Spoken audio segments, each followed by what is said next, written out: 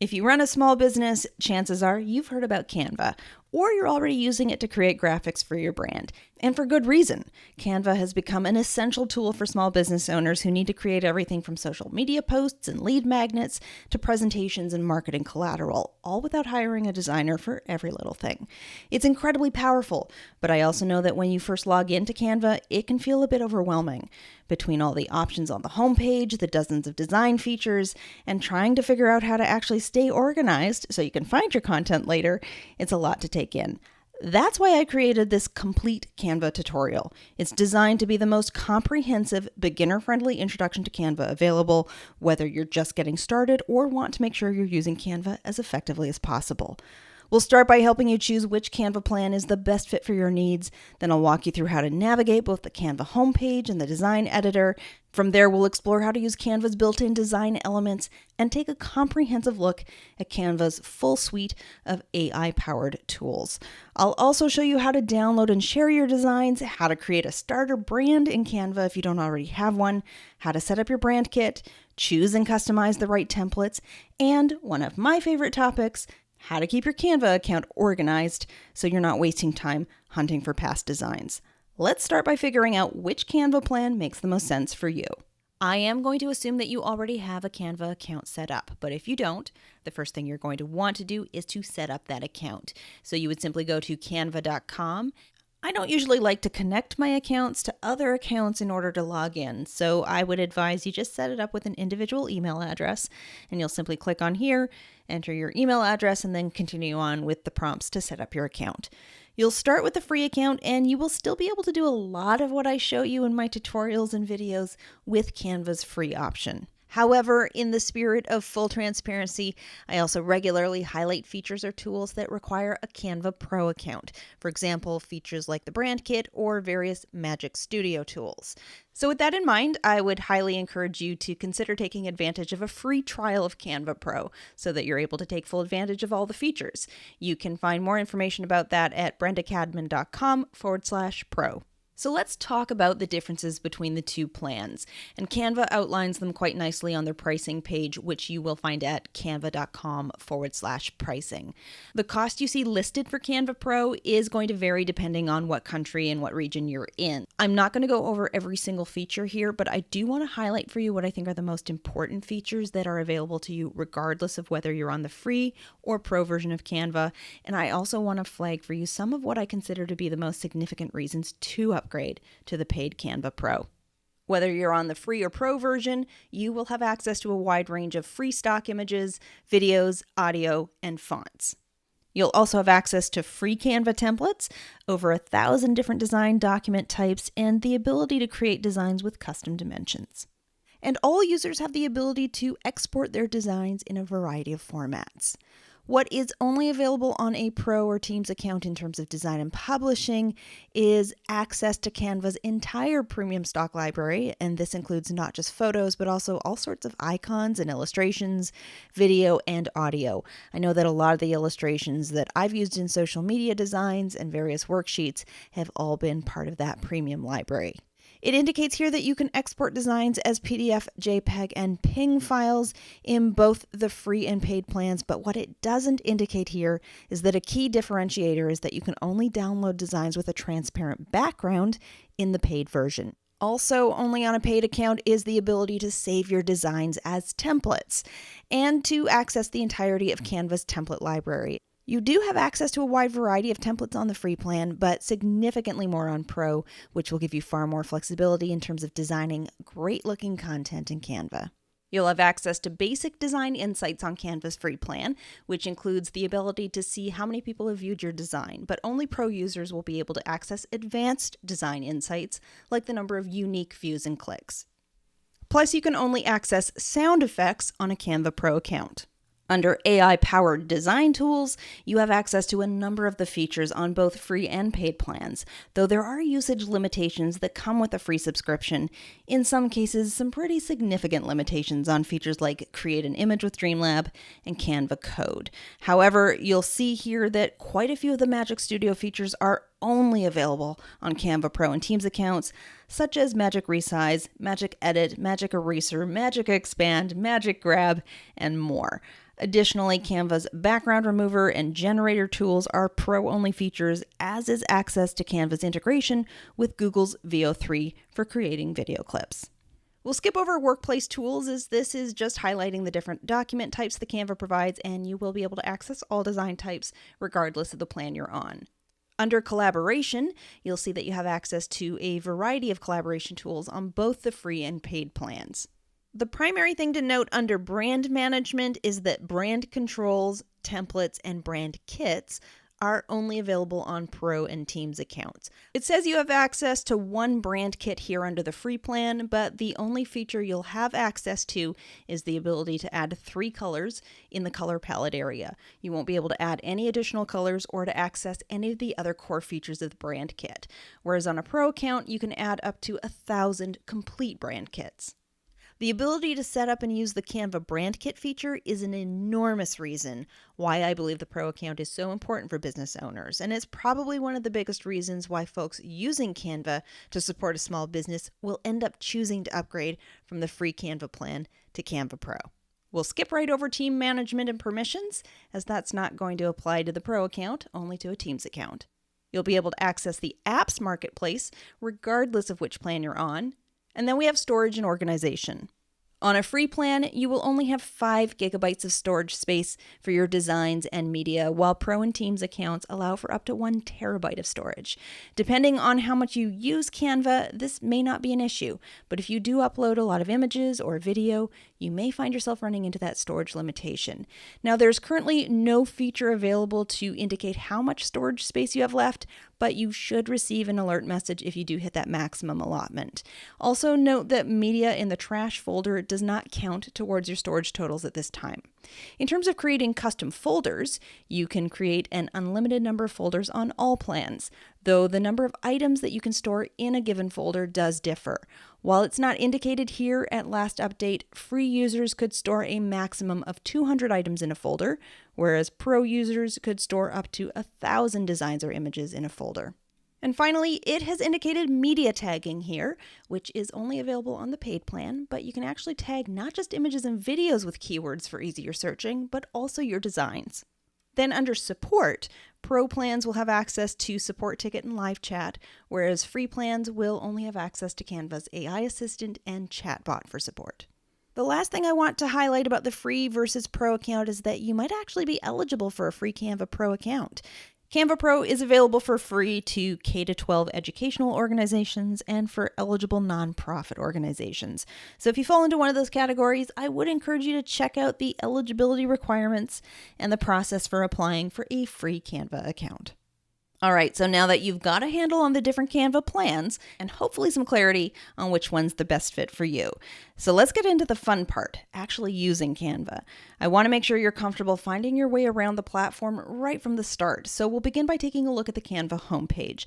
This is where you'll land every time you log in, and knowing how to navigate it will save you a lot of time and frustration down the road. When you first land on your Canva homepage, you'll notice right up at the top, there's a big prompt that says, "What will you design today?" This is really Canva's way of helping you jump straight into whatever you need without having to hunt around.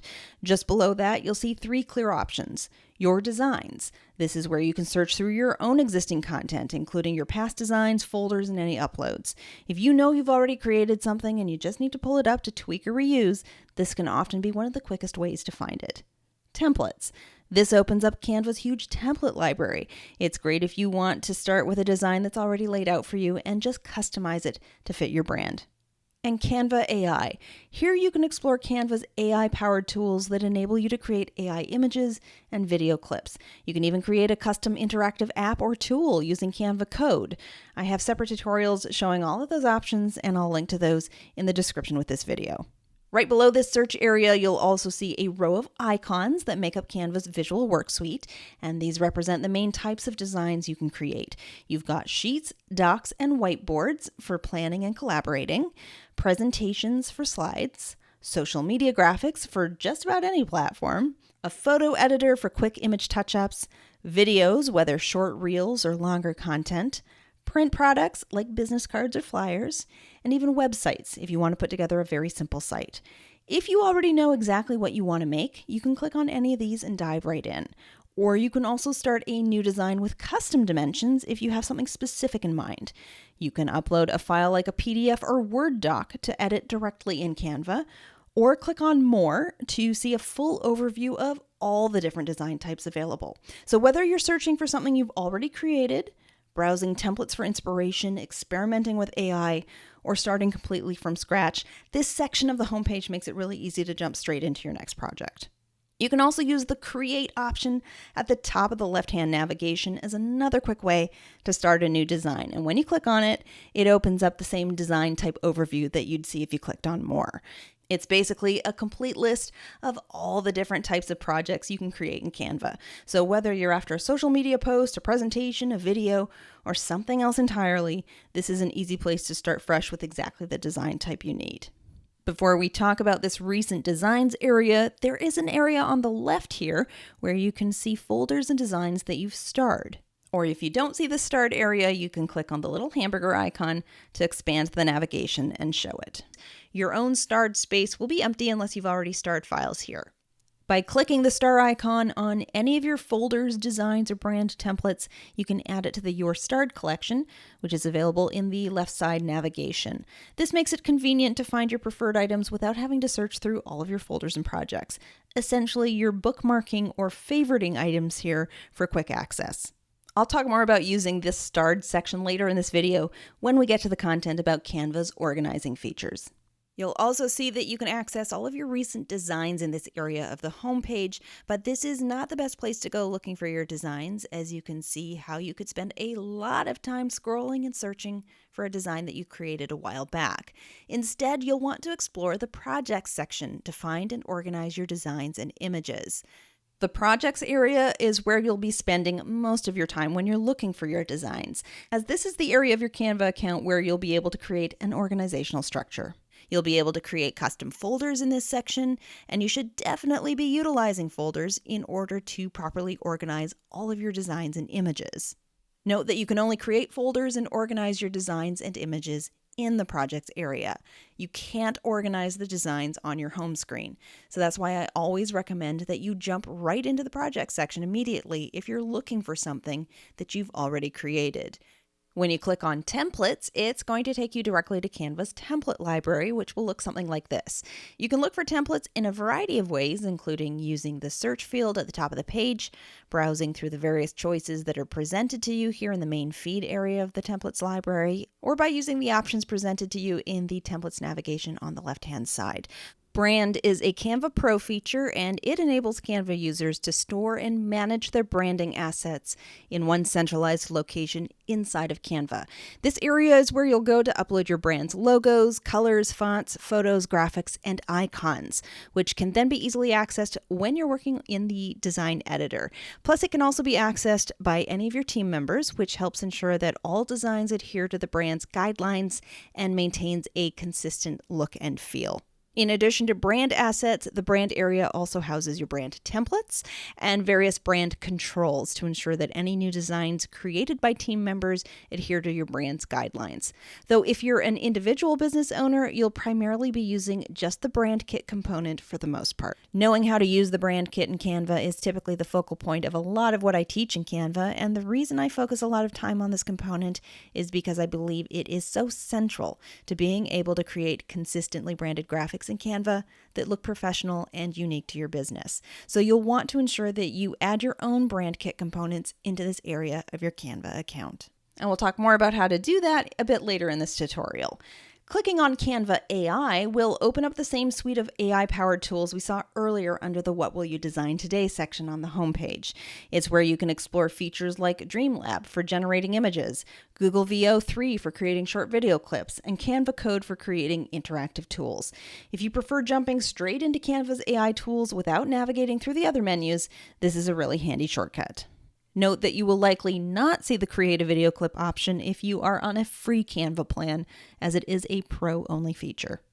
The final section is Apps, and on the Apps landing page, you'll see all of the various third-party apps that Canva integrates with, and this basically just gives you access to a variety of content apps, image enhancement apps, and publishing apps. For example, you might want to be able to integrate your Canva account with Dropbox to have easy access to images you've saved in your Dropbox account for use in your Canva designs. You will also find some recommended apps already featured here for you. For example, they have included Content Planner here. When you click on the link, a calendar will appear and you can use this tool to create posts that can be directly scheduled to many social media platforms.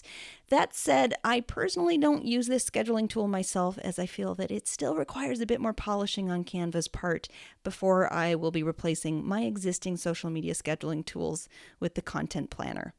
You can also access the Product Photos app here, which enables you to bulk edit photos to prep your product imagery. And then below that is mockups. Canva's Mockups app is a feature that allows you to create realistic mockups of your designs on various real-life objects like computer screens or clothing or all kinds of other things.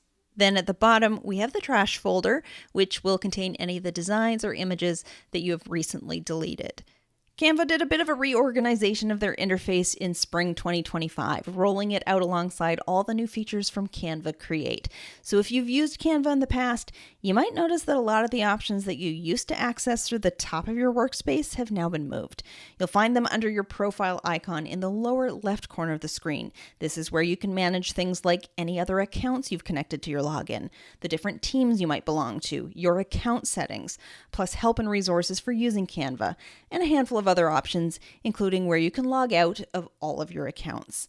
And finally, if you ever need help or want to access Canva's support features, you can simply click on the purple question mark icon in the lower right corner of your screen.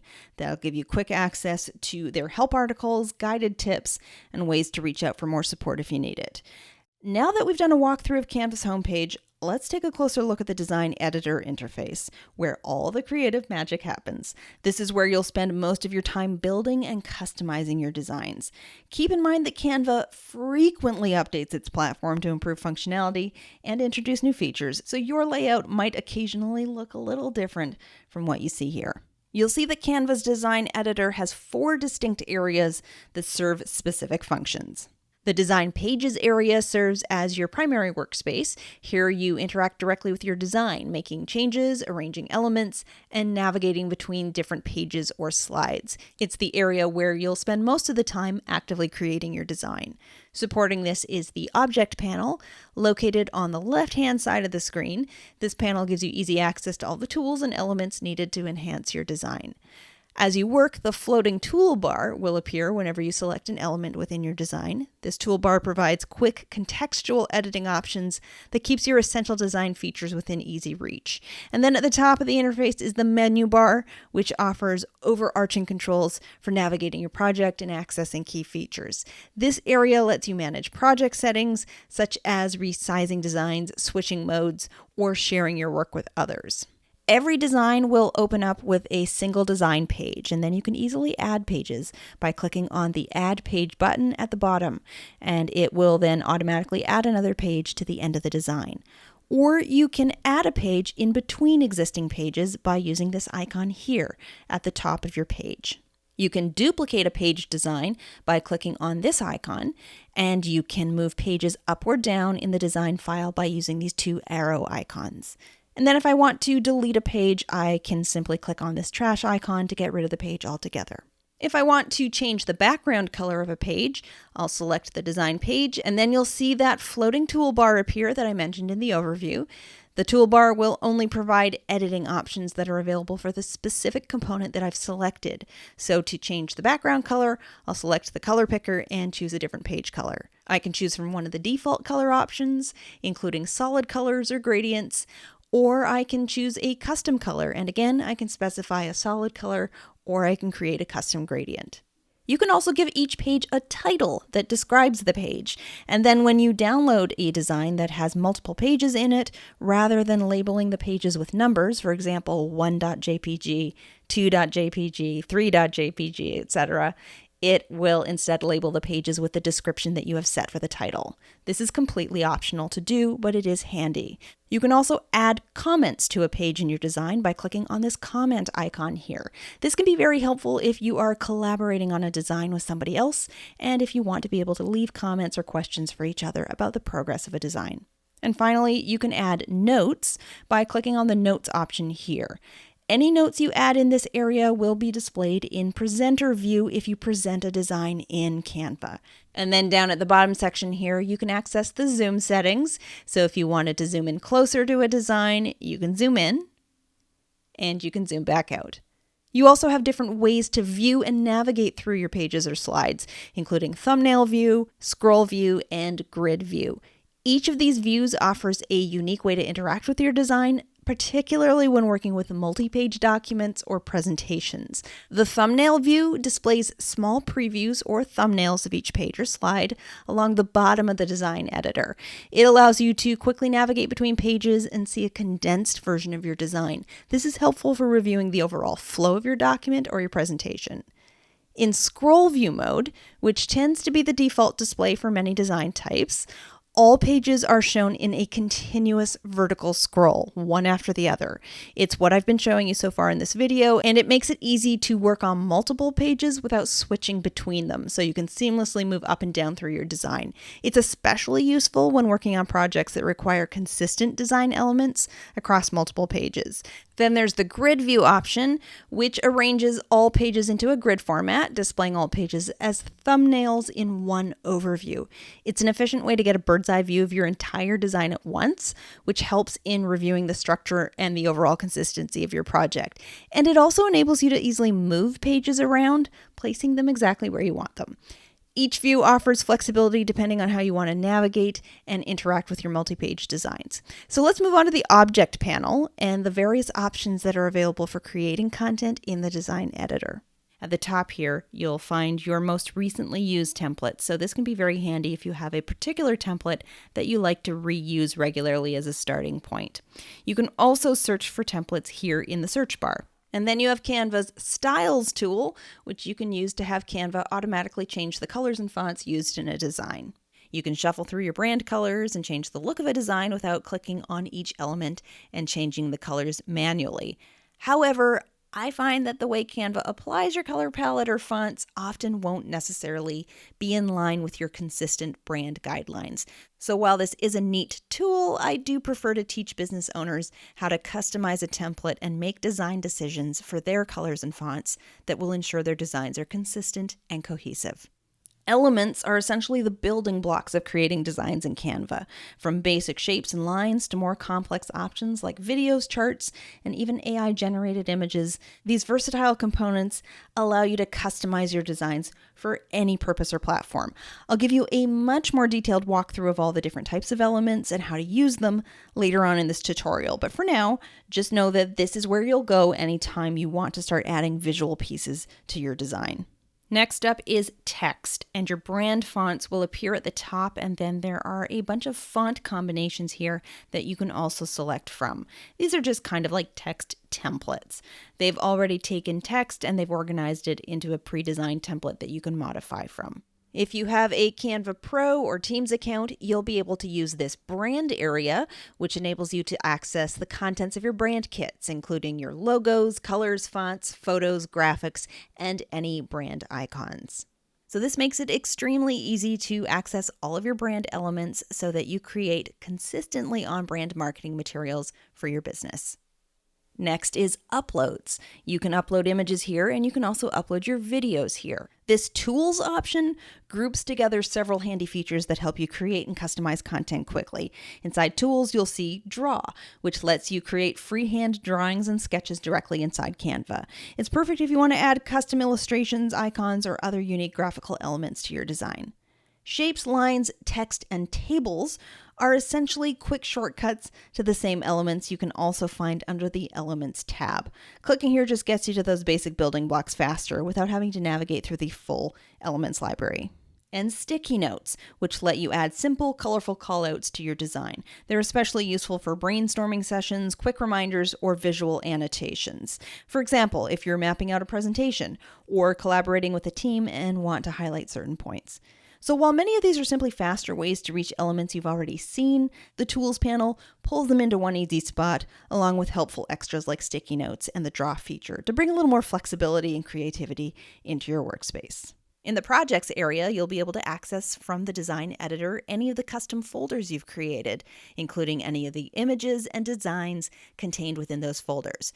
And then we've got the Apps tab, and this is where you'll find access to a variety of Canva's other apps and tools. To wrap up, let's look at a few other features to be aware of in your design layout. Clicking on File will tell you more information about your design. Canva tends to update its interface fairly often, so the exact options you see under File may change, but as of this recording, the options include the file's name, document type, owner, and size. You can create a new design or import files. You can also access the document's settings, including rulers and guides, margins, print bleed, and more. Canva's Design Accessibility tool is a feature that helps ensure your designs are accessible to a broader audience, particularly those with visual impairments or disabilities. These tools help creators design with inclusivity in mind, making your content more accessible to all users. You can save your design here, although it does tend to save pretty frequently on its own. You can also move the design to a folder or make a copy or download the file. Version history is a feature that is available on Canva Pro accounts. With version history, you can view and restore older versions of your design, so that can definitely come in handy if you've made a variety of changes in a design and you want to go back to a previous version of it. You can move the design directly to the trash if you decide you no longer need it, and you can also access the Find and Replace Text feature from the File menu or open the design in Canva's desktop app version. Finally, you can suggest an improvement to Canva. Resize is a Canva Pro feature that gives you the ability to quickly and easily take an existing design and adapt it into different dimensions. This is incredibly useful if you want to repurpose your content across multiple platforms without starting from scratch each time. For example, you might have created a graphic for an Instagram post, and now you'd like a version that works perfectly as a Pinterest pin. With Resize, you can simply select the new dimensions you want, or even multiple sizes at once, and Canva will automatically adjust your design to fit. It's one of the features that saves the most time, especially if you regularly need to create consistent graphics in lots of different sizes. And it means you don't have to rebuild each design from the ground up every time you need a new format. You'll also notice a mode selector up here in the menu bar, which lets you switch between 3 different ways of interacting with your design. Editing mode is the default, and it's what you'll use when you want to actively make changes to your design. Commenting mode lets you leave feedback or notes on the design without accidentally changing anything. This is especially handy if you're reviewing work with a team member or a client and want to point out tweaks or ask questions right on the design itself. And then there's viewing mode, which is a simple read-only option. It's helpful if you just want to double-check how a design looks without the distraction of editing tools, or if you're showing it to someone else and don't want to risk making any changes. As the design owner, you can easily flip back and forth between these modes at any time, depending on whether you're actively creating, reviewing, or just doing a final look through. The arrows here enable you to undo or redo changes. This just gives you the status of whether your updates have been saved. Over here is the name of the design file. You can rename it anytime by clicking on here and then just retyping it in. You're able to control who has access to the design here. The Analytics feature provides performance metrics and data about your designs, giving you an overview of how your content is being received or interacted with. It is a Canva Pro feature and is particularly useful for tracking engagement on shared or published designs. Next to that, you can see the comments on a design. You will find all options for downloading and sharing the design under this Share button. If you simply want to download your design, you can skip all the rest of these options and click directly on the download option here, and that will open up the download settings. So that's a quick look at the main options you'll find in the menu bar, including where to go when you're ready to either share or download your design. I'll walk you through more detailed options for downloading and sharing your designs a little later in this video, so you'll know exactly how to save your files in the right format or share them with others when the time comes. But for now, that gives you a solid overview of the design editor and all the tools you'll be using to actually build out your projects.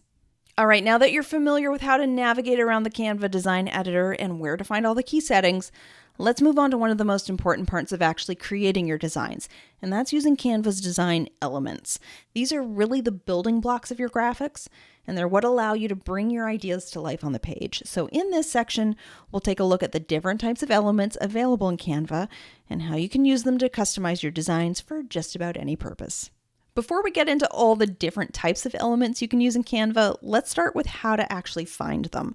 Inside the Elements panel, you can either scroll through popular categories or use the search bar at the top to type in exactly what you're looking for, like hand-drawn arrows, leaf icon, or even floral illustration. Right next to the search bar, you'll also see a filter button, which makes it a lot easier to narrow down your results. You can filter by color, which is helpful if you want graphics that already match your brand palette. Orientation, which is useful if you specifically need landscape or portrait shapes for your layout. Animation, which helps if you only want to see animated elements for videos or social posts, or only static graphics for your design. Price, specifically to show free elements versus pro elements, but please note that this filter parameter only shows up if you're on a pro account. And cutout, which only shows images with transparent backgrounds, perfect if you're layering visuals and don't want any awkward white boxes behind them. So for example, if you're searching for a photo that is already yellow and you need it to be horizontal in orientation for something like a website header, you can set both of those filters at once. And if you really want to get specific, you can even input your exact desired hex code, so Canva only shows you images that include that precise shade. It's a huge time saver and makes it so much easier to keep everything aligned with your brand palette. As you're browsing through elements, you might come across one that you really like and want to use again later.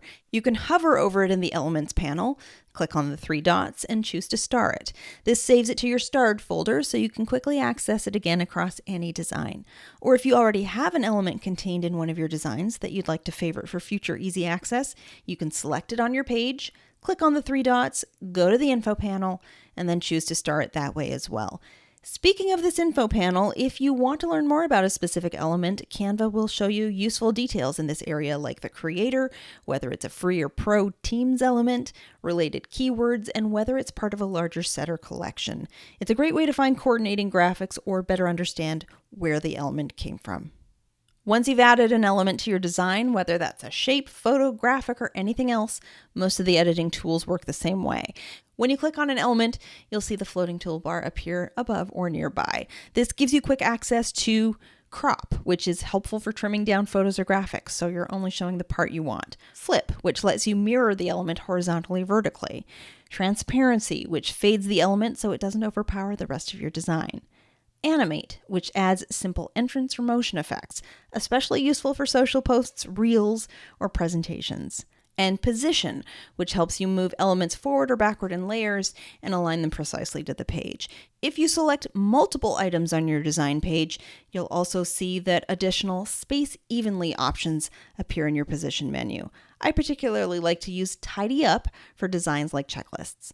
And then beyond the toolbar, you can resize by dragging the corners of the element directly on the canvas, or rotate it by using the little curved handle that appears. That's what gives you hands-on control to adjust everything exactly the way you want.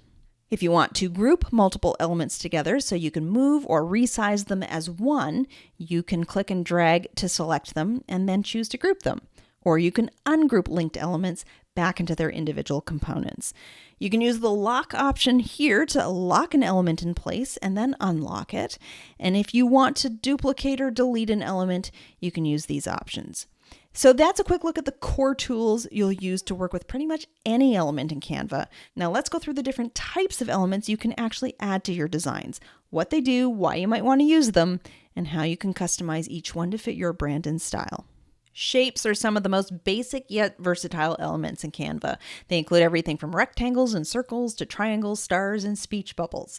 Lines are now built right into the shape section, so whether you're adding a divider line, an arrow, or a decorative shape behind text, you'll find it all in the same place. To add one, head to the Elements panel, click on Shapes, and pick what you need. Once you've added a shape or line to your design, you can easily customize it to suit your brand. You can change the fill color to match your palette, adjust or add borders, tweak the thickness, or even turn it into a dashed line for a different look.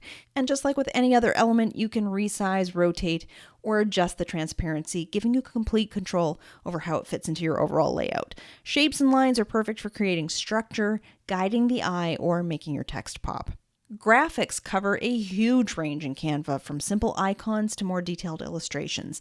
Some graphics are fully editable vector-style elements, which means you can change each of their colors right from the toolbar. But Canva's also made it possible to adjust the colors in many more complex illustrations now too. For example, even watercolor-style artwork might let you tweak a few core colors using swatches that appear at the top.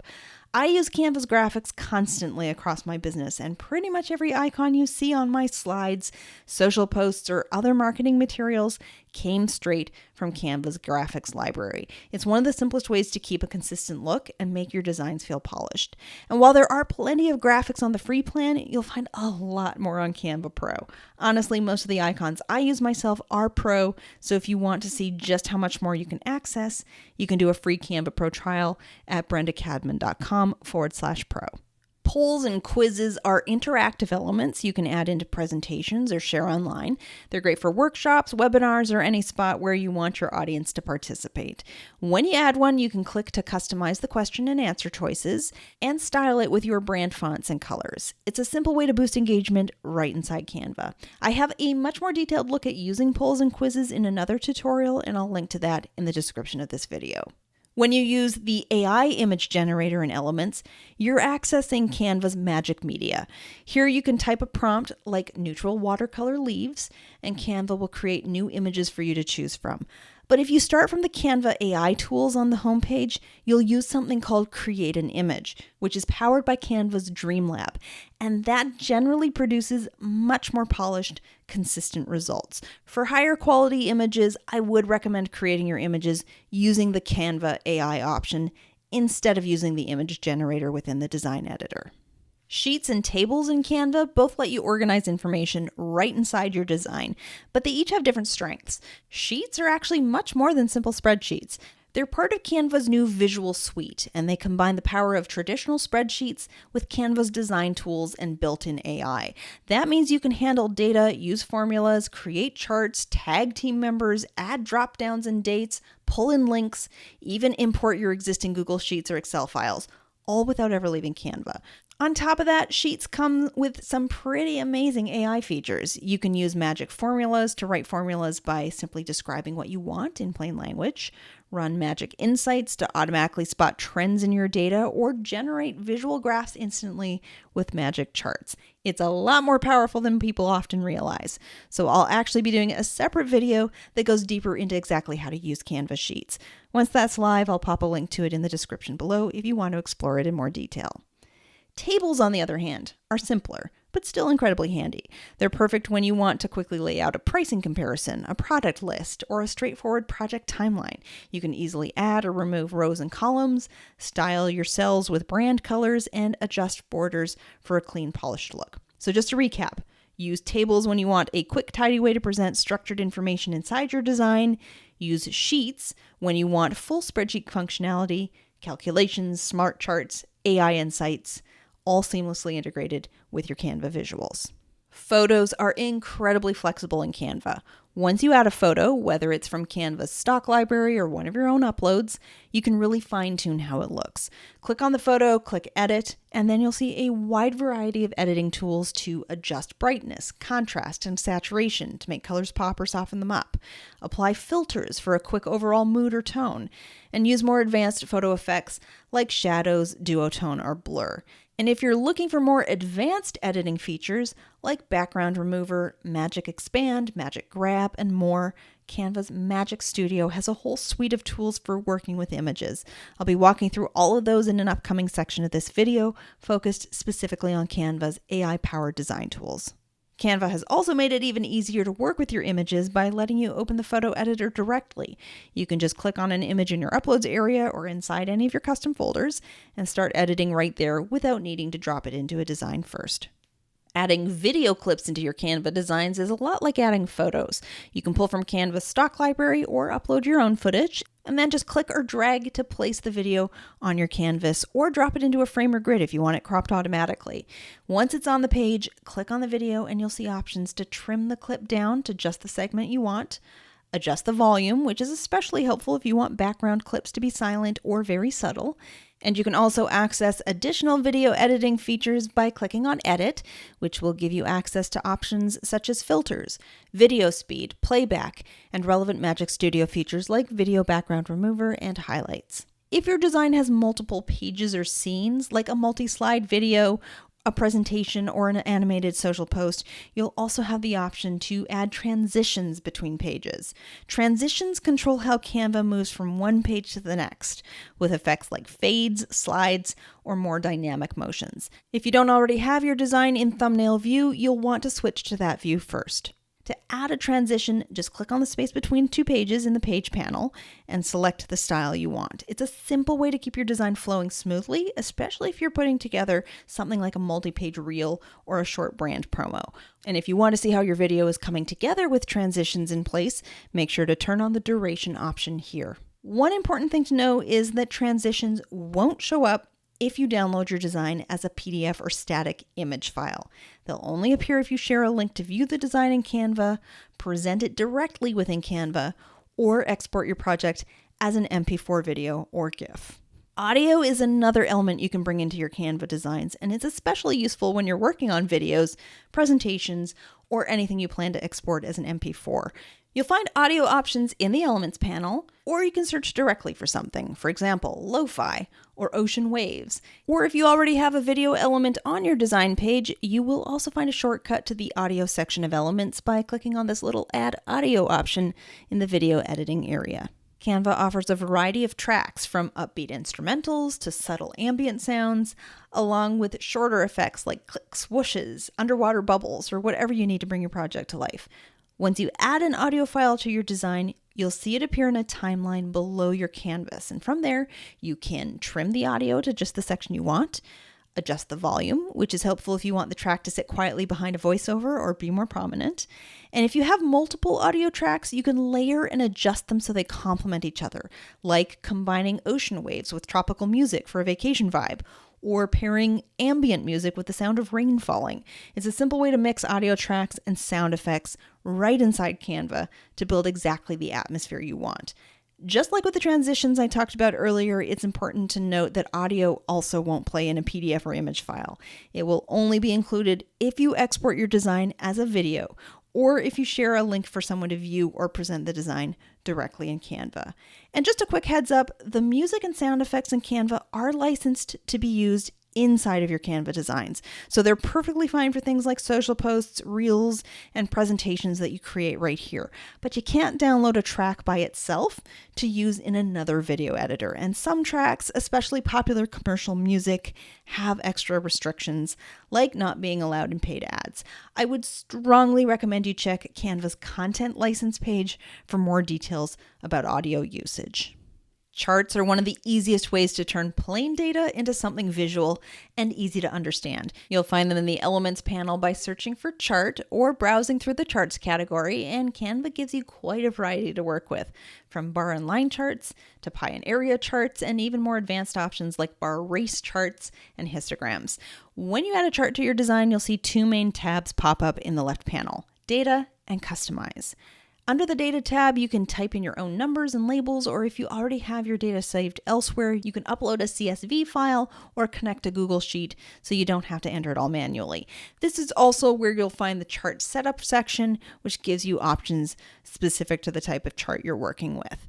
Then over in the Customize tab, you'll see options to control how your chart displays. Here you can toggle the legend on or off, decide if data labels should show up on your chart, and so on. You can also add a title, subtitle, or source line, which is perfect if you're citing where your data came from.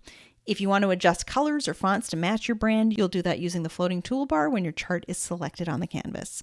Charts are incredibly useful for things like proposals, where you might want to show how your services have delivered results, or presentations where you're explaining sales trends, audience growth, or customer demographics. They're also great for social media posts that break down stats in a way that's eye-catching and easy to digest, all without ever needing separate graph software. Stickers are animated graphics in Canva that add a playful, dynamic touch to your designs. They're basically little moving elements that loop automatically to bring some energy and personality into your project. Think things like sparkles, animated arrows, or even mini illustrated characters. You can find them by searching for stickers in the Elements panel, or better yet, by typing something more specific like arrow sticker or heart sticker. Once you click to add one, it'll drop onto your design canvas just like any other element. Stickers are great for emphasizing key points on social posts, adding some movement to reels or stories, or just making otherwise static designs feel a little more fun and engaging. Just keep in mind that stickers are animated, so their movement will only show up if you export your design as an MP4 or GIF, or if you share a direct link for someone to view it in Canva. If you download your design as a static image file like a PNG or JPEG, it'll lose the animation and just appear as a still graphic. Frames are essentially placeholders that crop whatever you drop into them into a specific shape. That could be a photo, a video, or even a solid color. To use a frame, add it from the Elements panel and then drag an image or video onto it, and you'll see that it will automatically snap to fit the shape. You can double click to reposition or resize the content inside the frame. Frames are perfect when you want to crop your photos or videos into a specific shape while still being able to adjust how they fit. For example, you might drop team headshots into circular frames for your About page, or showcase product photos in a set of angled frames to give your portfolio a more creative, polished look. Just a quick tip, because frames are designed to automatically pull in images when you drop them on top, it's easy to accidentally place a photo inside when you meant to just lay it over. If that ever happens, or if you want to avoid it altogether, you can lock the frame so nothing gets pulled in, or simply hold down the Command key on a Mac or the Control key on Windows when placing your image to keep it from snapping into the frame. Grids work a bit differently from frames, even though at first they may look similar, since they both show that little placeholder image of rolling hills and clouds. The key difference is that while frames are designed to crop a single photo or video into a specific shape, grids divide your entire canvas, or just a section of it, into multiple slots, so you can drop in several images and keep everything perfectly aligned. When you add a grid from the Elements panel, it automatically splits your design area into evenly spaced sections. Then you can simply drag your photos or videos into each slot, and Canva will snap them into place, making sure everything is neatly lined up with consistent spacing. Grids are perfect for creating photo collages, for showcasing a collection of products, or laying out step-by-step tutorial images. They take care of all the alignment and proportions for you, so your design looks polished without having to fuss over lining things up by hand. So just as a quick reminder, use frames when you want to crop a single photo or video into a specific shape anywhere on your page, and use grids when you want to display multiple images in a clean, evenly spaced layout. It's a simple way to choose the right tool for the look you're after. Mock-ups in Canva let you take your flat designs and place them onto realistic objects, like coffee mugs, phone screens, notebooks, or even tote bags, so you can see exactly how your work would look in real life.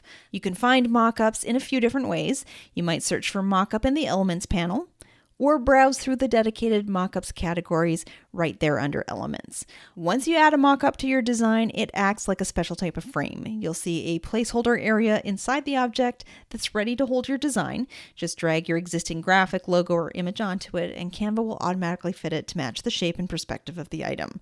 Mockups are perfect for showing off branded merchandise, giving clients a realistic preview of how their logo might look on different products, or creating polished images for your website and social media, all without needing to set up a custom photo shoot. The final element category we're going to look at is collections, and collections in Canva are basically just groups of related graphics that are designed to work together visually. Think of them as curated sets that all share the same style. You'll find collections in the Elements panel, and once you click on a collection you like, you can browse through all of the coordinated pieces and add the ones that fit your design. Collections make it really easy to keep your designs cohesive without spending time hunting down individual elements that match. Because everything in a collection is built to go together, you can mix and match different graphics from the same set and still maintain a consistent look. So that's a look at all the different types of elements you can use to build out your designs in Canva. But before we wrap up this section on design elements, there's one more feature that's worth highlighting, and that's animations. Animations can be applied to almost any element in Canva, and they're perfect if you're creating a social media video, a presentation, or just want to add a little bit of movement to make your design more eye-catching. To animate something, click on the element and look for the animate button in the floating toolbar. From there, Canva will show you a variety of built-in animation styles like breathe, rise, tumble, or wipe, along with categories like basic, scale, and exaggerate. Each animation style may come with its own extra options. For example, the wipe effect lets you adjust the speed, direction, and whether it plays on entrance, exit, or both. If you ever want to remove an animation effect, it's just a matter of clicking Remove Animation. Canva also offers a more advanced option called Create an Animation, which you'll see at the top of the element animation panel. This is where you can create a completely custom motion path. Just click it, then drag your element around the canvas, and you'll see a purple dotted line appear showing the animation route you're building. From there, you can adjust the style of the movement, the speed, and even add motion effects like wiggle, tweaking the intensity to get it just right. If you change your mind, you can delete the path or click Done to save it. Just keep in mind that animations won't appear if you download your design as a PDF or static image. They only show up when you share a link to view the design in Canva, present it directly from Canva, or export your design as an MP4 video or GIF file. So if movement is important to your final result, make sure you're choosing a format that supports it. One additional animation-related option you might come across is element timing, which controls when a specific element appears or disappears within your video timeline. This is particularly useful if you want certain text or images to show up later in your design or exit before the video ends. You can access element timing by switching to the timeline view, and you can do that by showing your page thumbnails and then clicking on duration. Then select the element you want to time, and you'll see draggable handles that let you set the exact start and end point for that item. You can adjust multiple elements individually to build a more dynamic sequence, but as with animations in general, timing adjustments only apply to formats that support motion, like MP4 videos or GIFs. If you download your design as an image or PDF, those timing settings, just like the animations, won't carry over. So that's a look at the many different types of elements you can use in Canva.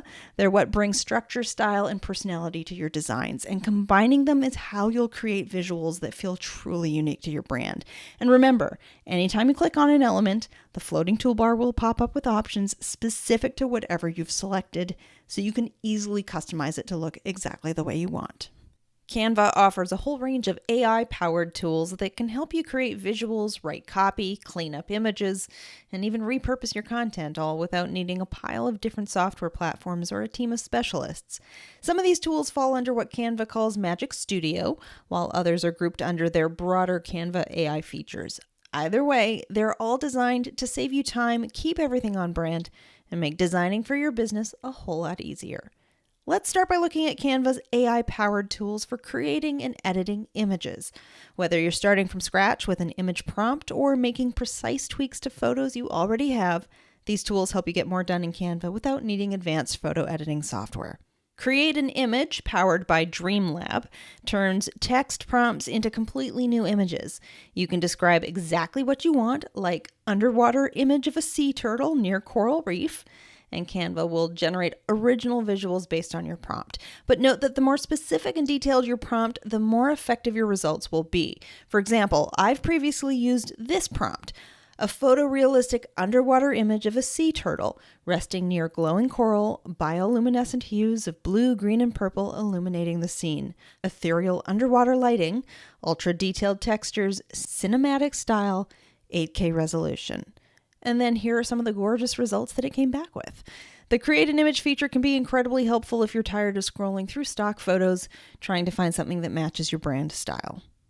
While Create an Image tends to give you the highest quality AI-generated photos, Canva also offers an alternative called Magic Media, which also lets you create images using a text prompt.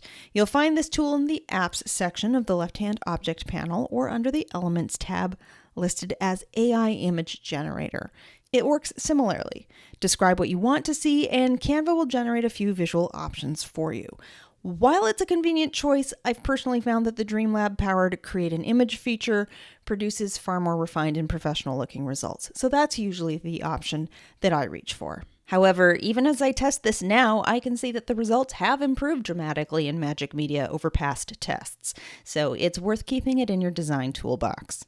Canva's Background Remover is an AI-powered tool that makes it easy to cleanly eliminate the background of a photo, and it's especially useful for product shots, headshots, or any design where you want to remove distractions and place the subject on a new background.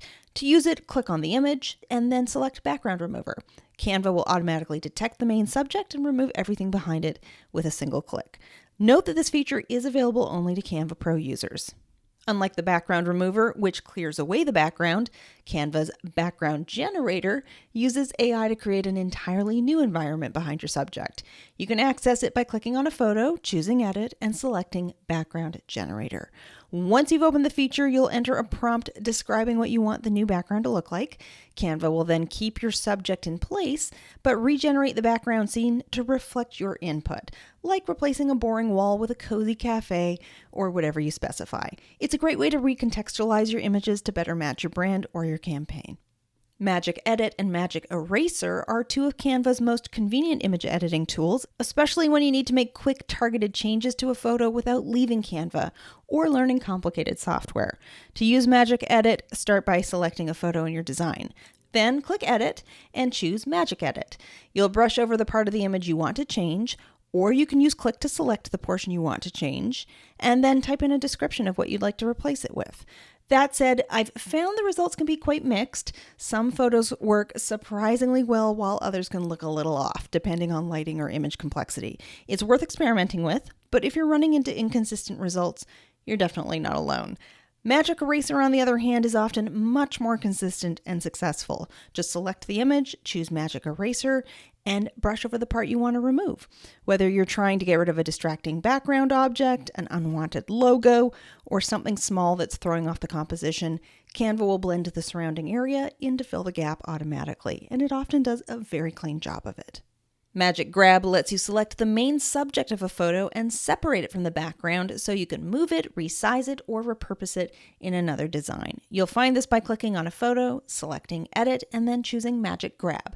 Canva will automatically detect and isolate the main subject, and then you can reposition it, resize it, or even delete it, all without disturbing the rest of the image. This is especially handy if you want to shift the layout slightly, feature your subject more prominently, or reuse it in a different design without the original background. Just note that it works best on images with a clear subject background contrast. Grab Text is a Canva Pro feature found under Edit, and it's especially useful when you want to remove text that's part of an image, like a screenshot, a sign, or a graphic someone else created. When you select Grab Text, Canva will scan the image for any visible text and extract it into editable text boxes that are placed right on top of the image. From there, you can modify the wording, adjust the font or color, or delete it entirely. While it does a solid job in most cases, it's still a good idea to double check for any errors, especially if the original image had stylized fonts or low contrast between the text and background. Magic Expand allows you to stretch an image beyond its original edges by intelligently filling in the extra space with AI-generated content that blends seamlessly with your existing photo. And it's a great tool for those times when you're trying to make a photo work in a layout it wasn't originally shot for. If you've ever dropped an image into a design like an Instagram reel, a website banner, or a presentation slide, and found that it just doesn't fill the space the way you need it to, this tool can help. Rather than awkwardly cropping the image or leaving empty gaps, Magic Expand uses AI to imagine and generate additional background around the edges of your photo. So if you're working with a square image and want to use it for a tall Instagram story, for example, Magic Expand can add realistic top and bottom extensions that blend right in as if the photo had been taken that way to begin with. You'll be able to choose which direction to expand, and Canva will generate 4 different variations for you to preview. If you don't love the first set of results, you can click Generate New Results to see additional options. Sometimes the AI does a surprisingly good job, and other times the expansions might feel a little peculiar. So it's worth experimenting until you get one that works well for your design. Magic Morph lets you instantly apply creative visual effects to text or shapes by typing in a short prompt. You can find it by searching for it in the Apps section, and then follow the instructions to select an element in your design and to describe the look you're after. It's designed to help you add visual interest without manually layering textures or searching for overlays. That said, I'll admit I don't reach for this tool very often myself. If I'm trying to create a specific visual, I tend to use Create an Image instead, since it offers more creative control. As you've probably noticed, many of the tools I've covered so far are available only to Canva Pro users, or they have limited access on the free plan. If you want to test out the full range of Canva's AI image editing tools without restrictions, you can start a free trial of Canva Pro by heading to brendacadman.com/pro. Let's move on to Canva's AI-powered tools designed for editing and enhancing video and audio. Whether you're generating new video content or cleaning up a voiceover, these tools can save a significant amount of production time. Create a Video Clip allows you to generate short, cinematic quality video clips from just a single text prompt, and it's powered by Google's Veo 3 model, which is currently one of the most advanced generative video tools available. You'll find this feature under the Canva AI tab on your homepage, listed as Create a Video Clip, though if you're on a free Canva plan, you likely won't see it as an option, as this is a premium Canva feature only available on a paid Canva plan. Just type a description of the scene you want to create, and Canva will produce a short video based on that prompt. For example, you might enter something like a dramatic overhead shot of a glacier melting in a turquoise fjord with cinematic lighting and slow motion water flow. And then Canva will generate a high-quality video that matches your request, complete with natural motion, depth, and visual effects that feel like they belong in a documentary or high-end commercial. This tool is especially powerful for creators who want to tell a visual story but don't have the time, equipment, or budget to shoot their own footage. Whether you're creating a brand trailer, background video for a website, or just want to elevate a presentation with something visually compelling, the Create a Video Clip tool can give you a professional-looking result in minutes. As I said, this feature is currently available only to Canva Pro users, and you should also know that at this time, Pro users are limited to 5 credits per month. And if you want to see a step-by-step walkthrough of how to use this tool, I've got a separate tutorial that shows how it works. I'll link that for you in the description below. Magic Media's text-to-video feature can also help you create video clips using just a simple prompt, and you can find it under the Apps panel. And once opened, you'll type in a description of what kind of video you want Canva to create. However, in my experience, the quality tends to vary quite a bit, and if you're looking for cinematic, highly realistic results, the Create a Video Clip feature produces significantly better output. That said, since the Veo 3 integration is limited to just 5 video credits per month, Magic Media can still be a good fallback when you need some more flexibility. If you've ever wanted to remove the background from a video clip without using green screen footage or advanced video editing software, Canva's Video Background Remover makes that possible. It's an AI-powered tool that works similarly to the background remover for images, but for video clips. To use it, click on your video and select Background Remover. Canva will automatically isolate the subject and eliminate the background, allowing you to layer the clip over a new background or integrate it into a branded layout. This feature is especially helpful for reels, video testimonials, or creating short-form content where you want a polished professional look without the time-consuming manual editing. Like the Image Background Remover version, this tool is only available with a Canva Pro account. Next up is Beat Sync, which helps match your video's visuals to the rhythm of your audio. If you've ever tried to manually sync slides, clips, or transitions to a backing track, you'll know how tricky it can be.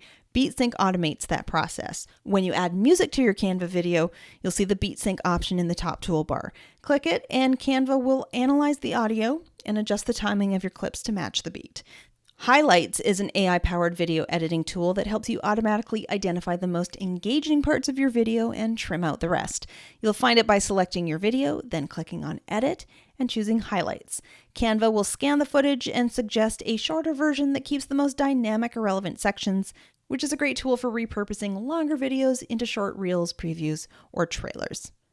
AI Voice lets you turn written text into a spoken voiceover directly inside Canva. No need to record anything yourself. It's a helpful feature for creating narrated videos, reels, or presentations, especially if you're short on time or not comfortable recording your own voice. There are a couple of ways to access it. You can head to the Apps section in the left-hand object panel, then scroll to the More from Canva category and look for AI Voice. Or if you've already added a text box to your design, just select the text, Click on the magic right icon in the floating toolbar and then choose Generate AI Voice. Once you've launched the tool, Canva will convert your selected text into an audio track using an AI-generated voice. You'll be able to choose from a range of voice styles, accents, and languages to better suit the tone of your project, but keep in mind that some of these voice options are only available to Canva Pro users. After the audio is generated, it's automatically added to your timeline where you can preview it, adjust the timing, or pair it with visuals. Is it going to replace a professional voiceover artist? No, but for day-to-day use, especially if you're trying to create more engaging content without a full production setup, AI Voice is a quick and surprisingly versatile option. Enhance Voice is a tool that improves the clarity and quality of your recorded voiceovers, and if you've ever recorded audio that sounds too quiet, echoey, or muffled, this feature will clean it up and make it sound more polished without needing to re-record. It can be a huge time saver, especially if you're working with limited equipment or trying to create professional sounding audio quickly. Instead of fussing with mic settings or background noise, Enhance Voice uses AI to balance the levels, reduce noise, and boost overall clarity so your voice sounds more natural and easy to understand. You'll find it by selecting your audio track in the timeline and then clicking on Enhance Voice in the top toolbar. Canva will automatically process the clip and apply the improvements for you. All of Canva's AI-powered video and audio tools are either exclusive to a paid Canva subscription or come with limited access on the free plan. So if you want to explore everything from video background removal and cinematic video generation to AI voice and audio cleanup features, I'd recommend trying Canva Pro free for 30 days at brendacadman.com/pro. Not all of Canva's AI features fall neatly into image or video categories. So let's take a look at some of the other tools that help you write, translate, animate, and even add interactivity to your content, all without leaving the Canva editor. Magic Animate is a quick way to bring your static design to life without needing advanced animation skills. Instead of manually adding animations to each element, this tool applies cohesive motion to the entire design in just a couple of clicks. To use it, select a page in your design and click on the Animate button in the top menu. If Magic Animate is available, you'll see it listed as one of the animation styles. Once you select it, Canva will automatically apply movement across the design based on the layout and content, and you can adjust the animation style and speed from there. It's especially handy for turning social media graphics or presentations into engaging videos or reels. Rather than spending time choosing and timing animations for each item on the page, Magic Animate handles the coordination for you, giving your design smooth professional movement with very little effort. Magic Switch is an AI-powered format transformation tool that helps you repurpose your content into different formats or languages with just a few clicks. In most Canva designs, you'll find Magic Switch inside the Resize menu at the top of the editor. While it shares space with Resize, the two tools serve different purposes. Resize changes the dimensions of your design, while Magic Switch transforms the format or language. Currently, Magic Switch offers two features: Transform, which is about changing the document type rather than just its size. If you're working in a standard design, you'll see this listed as Transform into Doc, which converts a multi-page visual design like a presentation or carousel into a scrollable Canva doc. Or Translate, which uses AI to translate your design's text into another language. You just choose the target language, and Canva will convert the text automatically. Ideal for creating content for multiple regions without needing separate translation tools. If you're working in a Canva doc, the menu looks a bit different. You won't see a resize option at the top. Instead, you'll see a Magic Switch dropdown in the top menu bar where both Translate and Transform into Doc are listed directly. Here, Transform lets you rework your existing doc into a different type of Canva doc, for example, turning a long-form content into a summary or a blog post outline. So to clarify, Resize changes the shape or size of your design, like switching from a landscape presentation to a square Instagram post. Magic Switch changes the structure or language, turning a visual design into a Canva doc, transforming a doc into a different type of doc, or translating text into another language. Magic Write is Canva's AI text generator, designed to help you draft everything from a quick headline to a full outline for a presentation, blog post, or email. You'll find Magic Write in different places depending on what kind of design you're working on. If you're in a Canva doc, Magic Write is available in the main toolbar at the top of the page or by clicking the plus sign in the body of the document to access the Quick Actions menu. You can then choose from common prompts like blog post, case study, press release, and more, or type your own prompt describing what you want the tool to write. As long as your description is at least 5 words, Canva will generate a relevant starting draft. If you're working in a regular design, like a social post or presentation, you can access Magic Write by clicking on any text box and opening the floating toolbar. Click the Magic Write icon to reveal a list of Magic Write actions like rewrite, continue writing, shorten, or adjust tone using options like more formal or more fun. You can even generate quiz content or turn your text into an AI-generated voiceover using some of the newer features. One option you'll also see is change voice. And if you're on a Canva Pro or Teams account, that feature can take into account your brand voice settings from your brand kit, helping ensure the content reflects your preferred tone and writing style. Magic Write isn't meant to replace thoughtful writing, but it can absolutely help you brainstorm ideas, refine your message, or overcome creative blocks more efficiently. In other words, you'll likely want to use Magic Write as a creative assistant, something to help you get started and cut down on time staring at a blank page. I briefly introduced you to Translate already as part of the Magic Switch tool, but let's take a closer look at it. Translate is Canva's built-in language tool that makes it easy to convert your design's text into over 100 different languages. It's ideal if you need to share content with international audiences or create multilingual versions of your marketing materials. There are a few different ways you can access the Translate tool depending on where you're working inside Canva. If you're in a regular design, you can access Translate from the Apps section in the left-hand object panel. Just search for Translate and you'll be able to launch the app to begin translating text across your entire design. Or to make it even easier, you can select a text box that you want to translate, right-click, and choose Translate. Alternatively, you can access Translate from the Resize menu. When you open that menu, you'll see Magic Switch with an option to translate your design into another language. Or if you're working in a Canva doc, instead of seeing Resize in the menu, you'll see an option for Magic Switch, which will include Translate as one of the available options. This is a great time saver if you're building international content, so you don't need to rely on a separate translation app or paste your copy into a third-party tool. It all happens right inside Canva, keeping your workflow streamlined and efficient.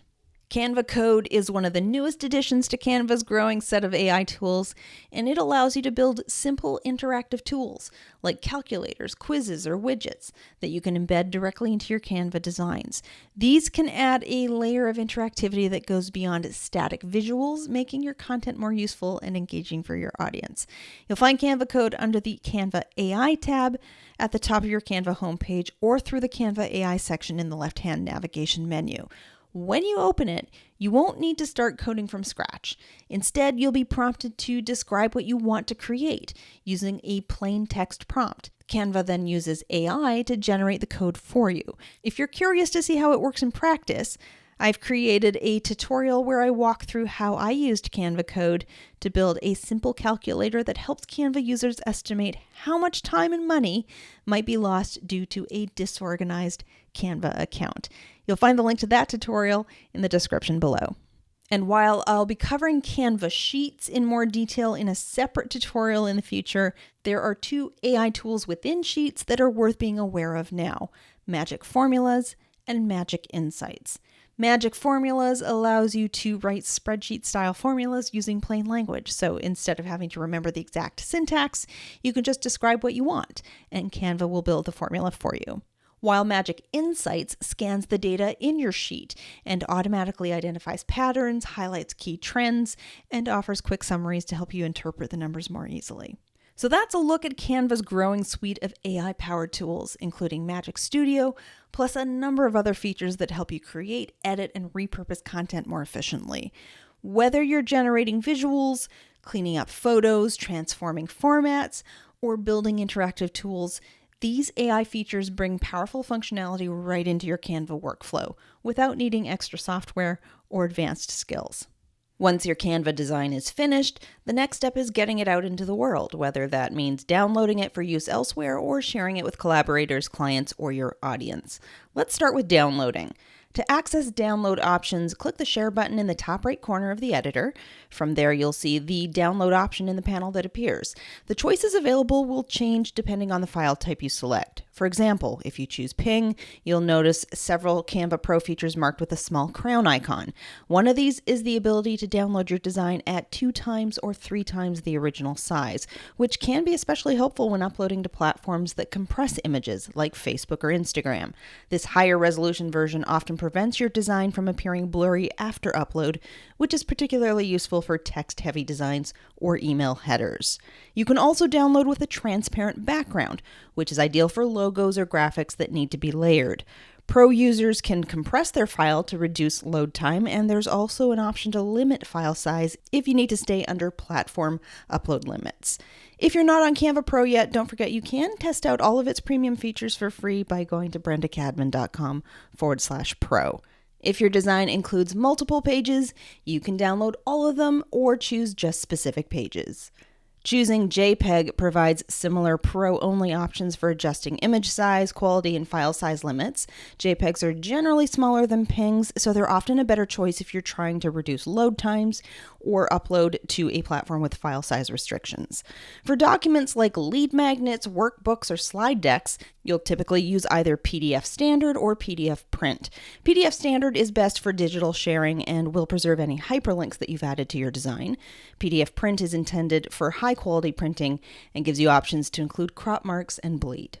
You can also choose to flatten the file, which merges all your design elements into one layer, something that may be requested by your printer or useful if you want to make it harder for others to extract elements from your design.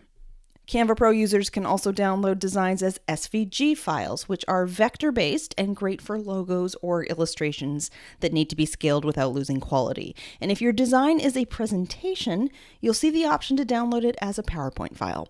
For any animated or video content, you can download it as a GIF or MP4 video, depending on how you plan to use it. And before we move on to sharing options, I do want to quickly cover a couple of common download issues that can trip people up, especially if you're newer to Canva or working quickly and miss a small detail in the settings. These are easy fixes once you know what's going on, and they'll save you a lot of frustration if you ever find yourself wondering why a download isn't behaving the way you expected. If you go to download your design and notice that PNG, JPEG, or other image formats aren't available, it's quite possibly because your design was created using the Canva doc format. Canva docs are more like word processing documents with a continuous scroll rather than defined pages, and they don't support image exports, only formats like PDF or Word doc. If you plan to save something as an image, make sure to start with a more traditional Canva design type like an Instagram post or a US letter-sized document. That will give you more flexibility with downloading in multiple formats. But what if you've already created your design in a Canva doc and you want to fix it? Since there's no way to resize or transform a Canva doc into another design type, your best workaround is likely going to be to download the doc as a PDF, then re-upload that PDF into Canva. Once opened, the design will behave like a standard multi-page layout again, and you'll regain access to image download options, including resizing if you're on Canva Pro. You may need to make some layout adjustments, but you won't have to start from scratch. If you meant to download a multi-page design as a single PDF, but Canva is saving it as a bunch of separate images, it's likely just a file type mix-up. This can happen if you accidentally leave the file type set to PNG or JPEG, both of which will save each page as an image instead. To fix this, simply change the file type in your download settings to PDF Standard or PDF Print, and Canva will save it as one cohesive multi-page PDF file. Of course, downloading isn't the only way to get your design into the hands of others. Sometimes you don't need a file at all. Sometimes you just want to send someone a quick preview, collaborate on edits, or hand off a template they can customize themselves. That's where Canva's sharing options come in, and there are quite a few ways you can control how and with whom your design is shared. To share your design in Canva, click on the Share button in the top right corner of the editor. This will open the Share panel where you can control who has access, what they're allowed to do, and how you want to share the design, whether that's with collaborators, clients, or a wider audience. The first section is People with Access, where you can add specific individuals by typing their email address. This is useful if you're working with a small team or want to send the design directly to a client or colleague. Just below that, you'll see the Access Level section, which controls the default visibility for the link. When you click the drop-down, you'll see 3 options: only you can access. This means the design is private and only you can view or edit it. Your team name, if you're part of a Canva team. This allows anyone on your Canva team to access the design via the link. If you're not part of a team, this option won't appear. Or anyone with the link. This makes the design publicly accessible to anyone who has the link.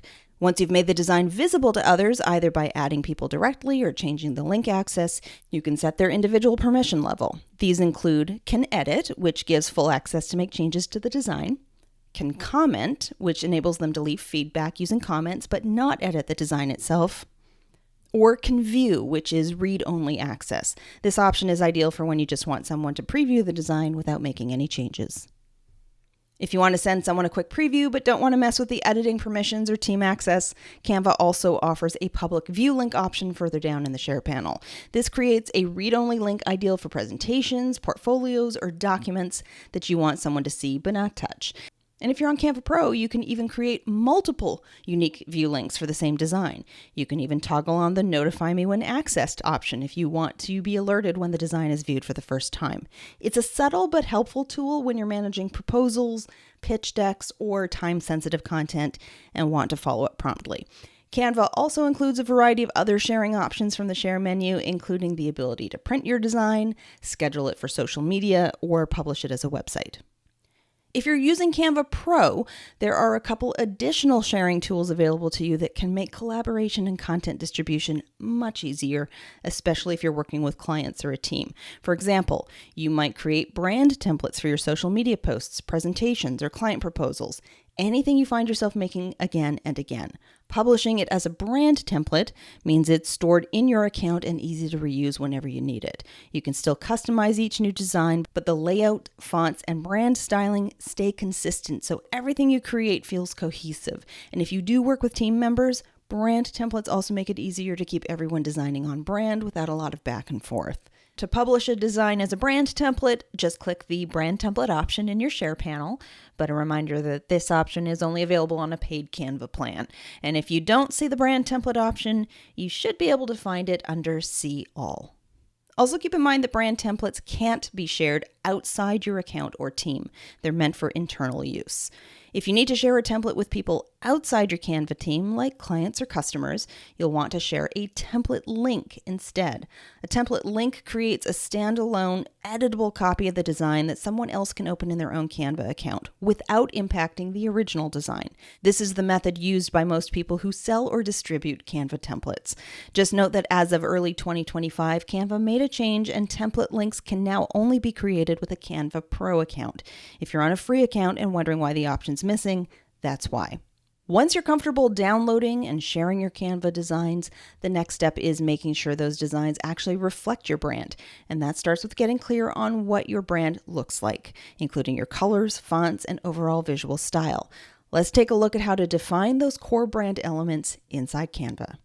Your brand is what makes you recognizable, builds trust with your audience, and sets the tone for how your business is perceived. A well-developed brand makes it easier for customers to connect with you, remember you, and recognize your content instantly, whether it's a social media post, a website, or printed materials. And while branding may seem like a big undertaking, Canva makes it incredibly accessible, allowing you to create and implement your brand without needing expensive design software. Many new business owners start using Canva because they need a way to create branding for their business. Some may not have any visual branding in place yet, while others might have pieced together elements but don't have a fully developed brand kit. Canva provides an excellent starting point for these business owners, giving them the tools to design a logo, create a color palette, and choose fonts and imagery that reflect their business identity. That said, there is immense value in professional branding.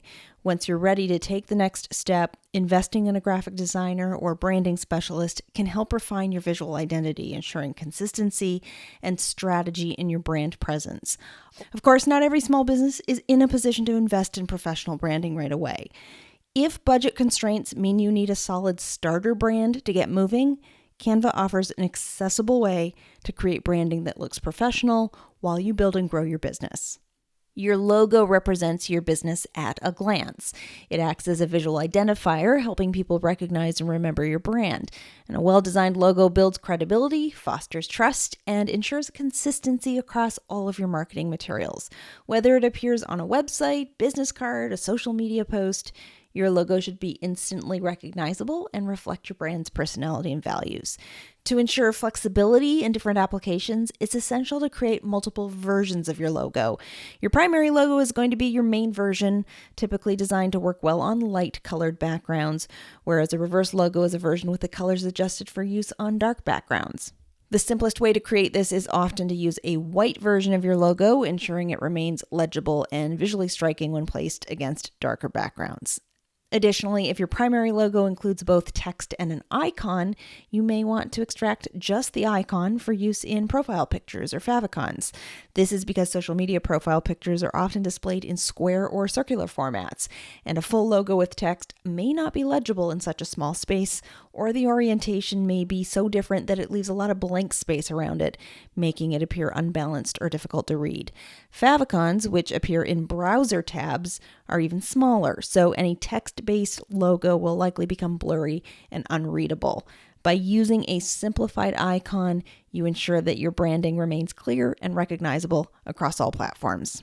Regardless of the options you create, you'll also need to ensure that your logo is scalable. Scalability is crucial because your logo needs to look just as sharp on a social media post as it does on a website banner or email signature. If a logo is not scalable, it may become pixelated or distorted when resized. For this reason, it's best to save your logo as an SVG file, which maintains quality at any size. Additionally, when designing your logo, ensure that you are only using scalable vector icons and illustrations. If you incorporate a photo or non-vector image into your logo, it will become pixelated and blurry if you try to enlarge it beyond its original size. If you're trying to figure out whether a graphic in Canva can be resized without losing quality, one thing to look for is whether it's a vector graphic, which can be made larger or smaller without any blurriness or pixelation. Now, a common tip I would have shared with you in the past was to check if you could change the color of an element in Canva, as that was a good indicator that it was vector. And while that's still sometimes useful, it's no longer a reliable test on its own. Canva now allows color adjustments on a wider range of graphics, including many that aren't vector-based. So rather than relying solely on the color picker, it's better to look at the style of the graphic itself. Many graphics under the Elements tab that are simple shapes, icons, or line-style drawings are most likely vector-based, which means you can resize them without getting blurry. But keep in mind that more detailed illustrations, especially ones with texture or shading, usually aren't. Those types of graphics can lose quality if you make them too large because they're based on image resolution rather than clean, scalable shapes. So for example, these graphics are likely to be vector, while these are not. Additionally, your logo should have a transparent background.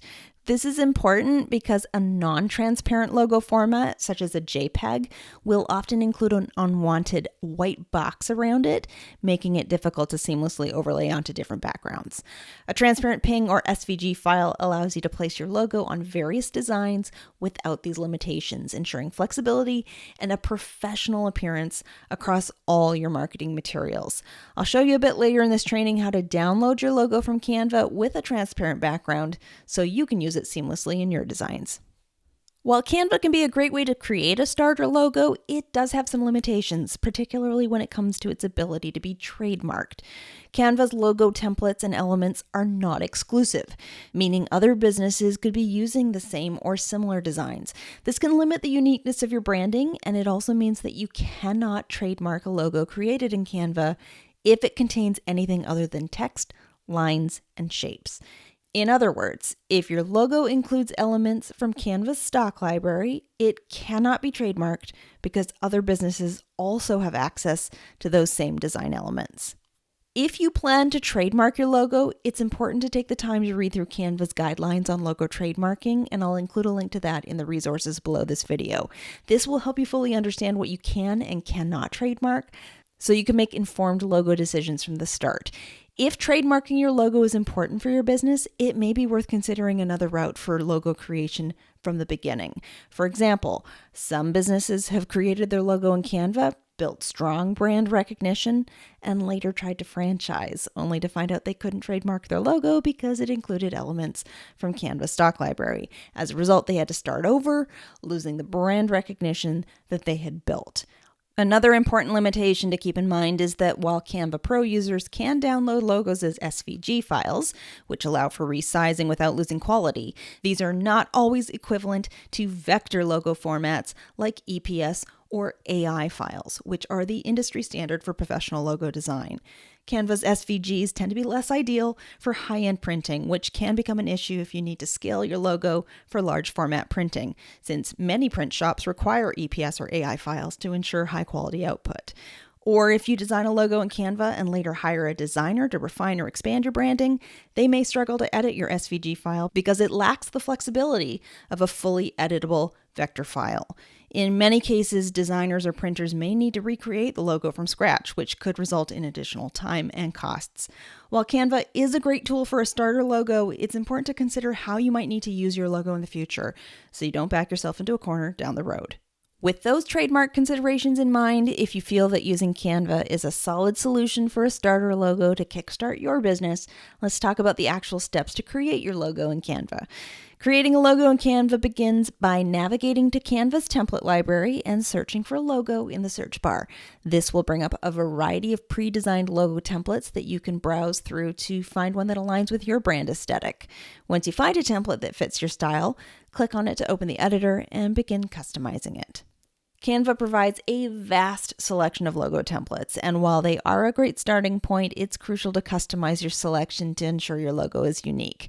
Adjust the fonts, colors, and layout to better reflect your brand identity, and if your business name is particularly long, consider choosing a template that allows for easy readability at different sizes.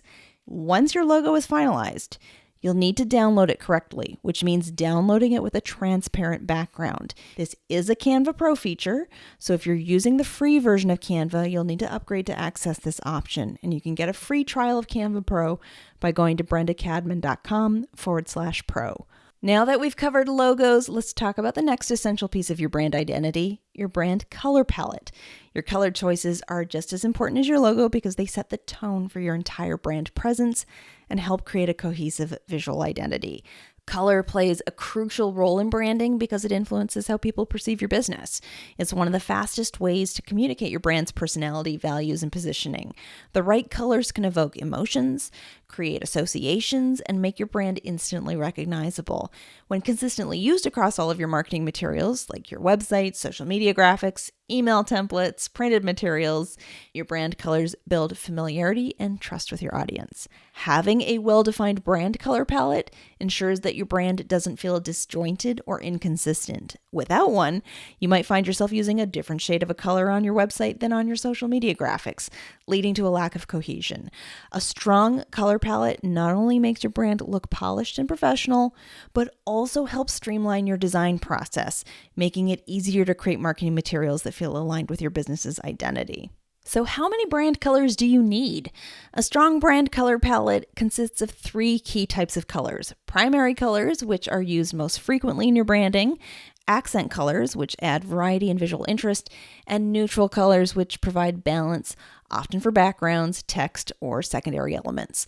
Your primary colors will likely be the ones most associated with your brand, appearing on your website, logo, and key marketing materials. For example, a primary color might be used for headings on your website, the background color of social media graphics, or the dominant color in your logo. Accent colors, used sparingly, can add energy and emphasis to your designs. These might be used for call to action buttons on your website, hyperlinks, or to highlight certain elements in social media graphics to draw attention. Neutral colors help create contrast and ensure readability, preventing your designs from feeling too overwhelming or cluttered. Examples of neutral colors include shades of white, gray, beige, taupe, and black. These colors are often used for backgrounds, body text, or to provide subtle balance against more vibrant primary and accent colors. Choosing the right neutral tones can help create a professional and polished look while keeping your designs visually appealing and easy to read. While there is no rigid rule on how many colors to include, a general best practice is to have 1 to 3 primary colors, 1 to 3 accent colors, and 1 to 2 neutral colors. However, flexibility is key. Some brands successfully use a more extensive palette, but this typically requires strong design experience to maintain a cohesive look. Too few colors can make your branding feel flat or limiting, while too many colors, especially when not used intentionally, can create inconsistency and dilute brand recognition. It's important to go beyond simply picking colors you like. Your brand color should reflect your brand's personality, values, and your ideal audience. Think about what emotions you want your brand to convey. Do you want to feel bold and energetic, calming and trustworthy, or luxurious and refined? Color psychology plays a major role in how your audience perceives your brand. Additionally, different industries tend to gravitate towards certain color schemes, so it's useful to consider what works well in your niche. For example, the color palette of a luxury high-end wedding planner is likely to be refined and elegant, using subtle and sophisticated tones to convey exclusivity and professionalism. In contrast, a daycare or childcare provider may opt for a more vibrant and playful palette that feels warm, welcoming, and engaging for children and parents alike. Understanding the expectations and preferences of your ideal client will help ensure that your color choices align with their perceptions and needs. If you want to develop your own color palette, there are several helpful tools available, many of which are provided by Canva. The Canva Color Palette Generator allows you to upload an image and instantly generate a matching color palette, which can be a great way to pull inspiration from existing visuals that resonate with your brand. The Canva Color Wheel helps you explore complementary and contrasting color relationships, making it easier to find harmonious combinations.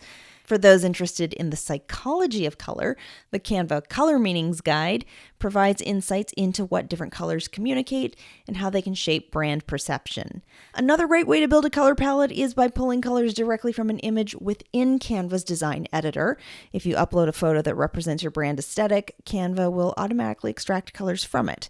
To use this feature, simply add an image to your design page, click the background of your page, then select the color tool and look for the extracted colors displayed under photo colors in the color panel. This makes it easy to create a color palette that aligns with your brand's existing visuals or draws inspiration from an image that resonates with your brand identity. If you don't want to create a color palette from scratch, Canva's brand board templates can be a great starting point. These templates provide pre-designed color palettes with thoughtfully selected combinations that work well together.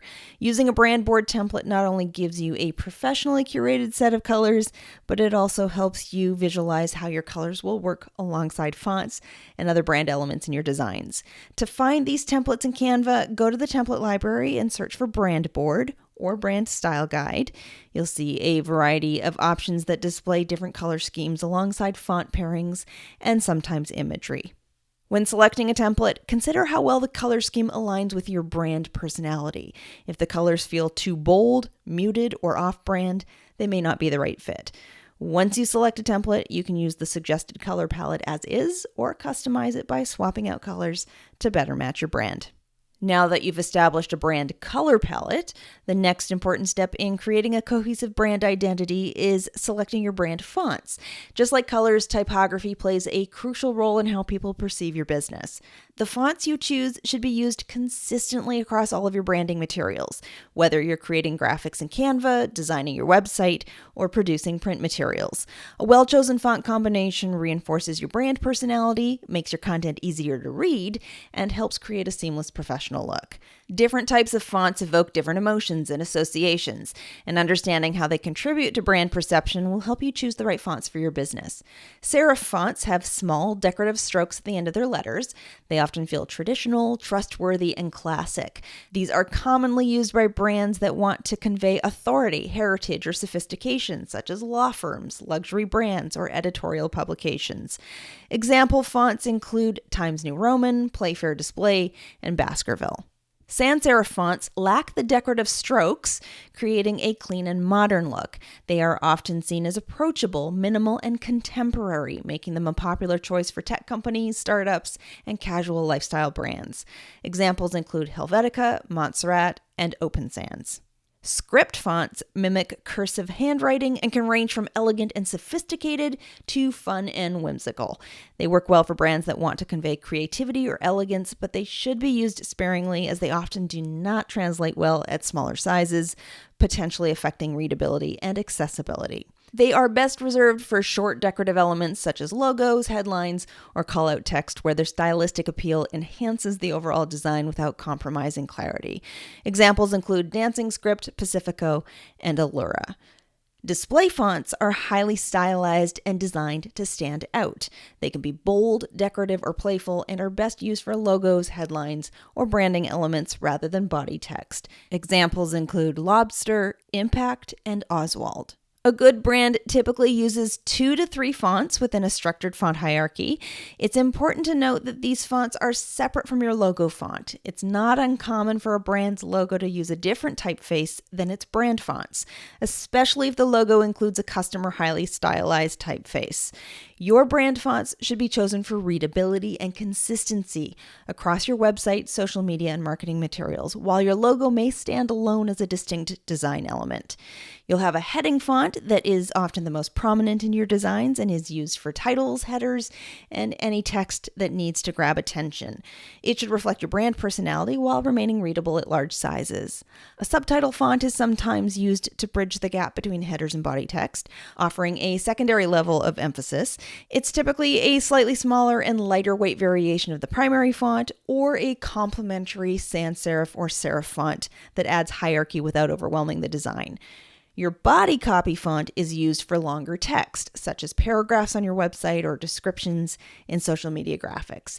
It should be highly legible and easy to read at smaller sizes to ensure accessibility and readability across different devices and platforms.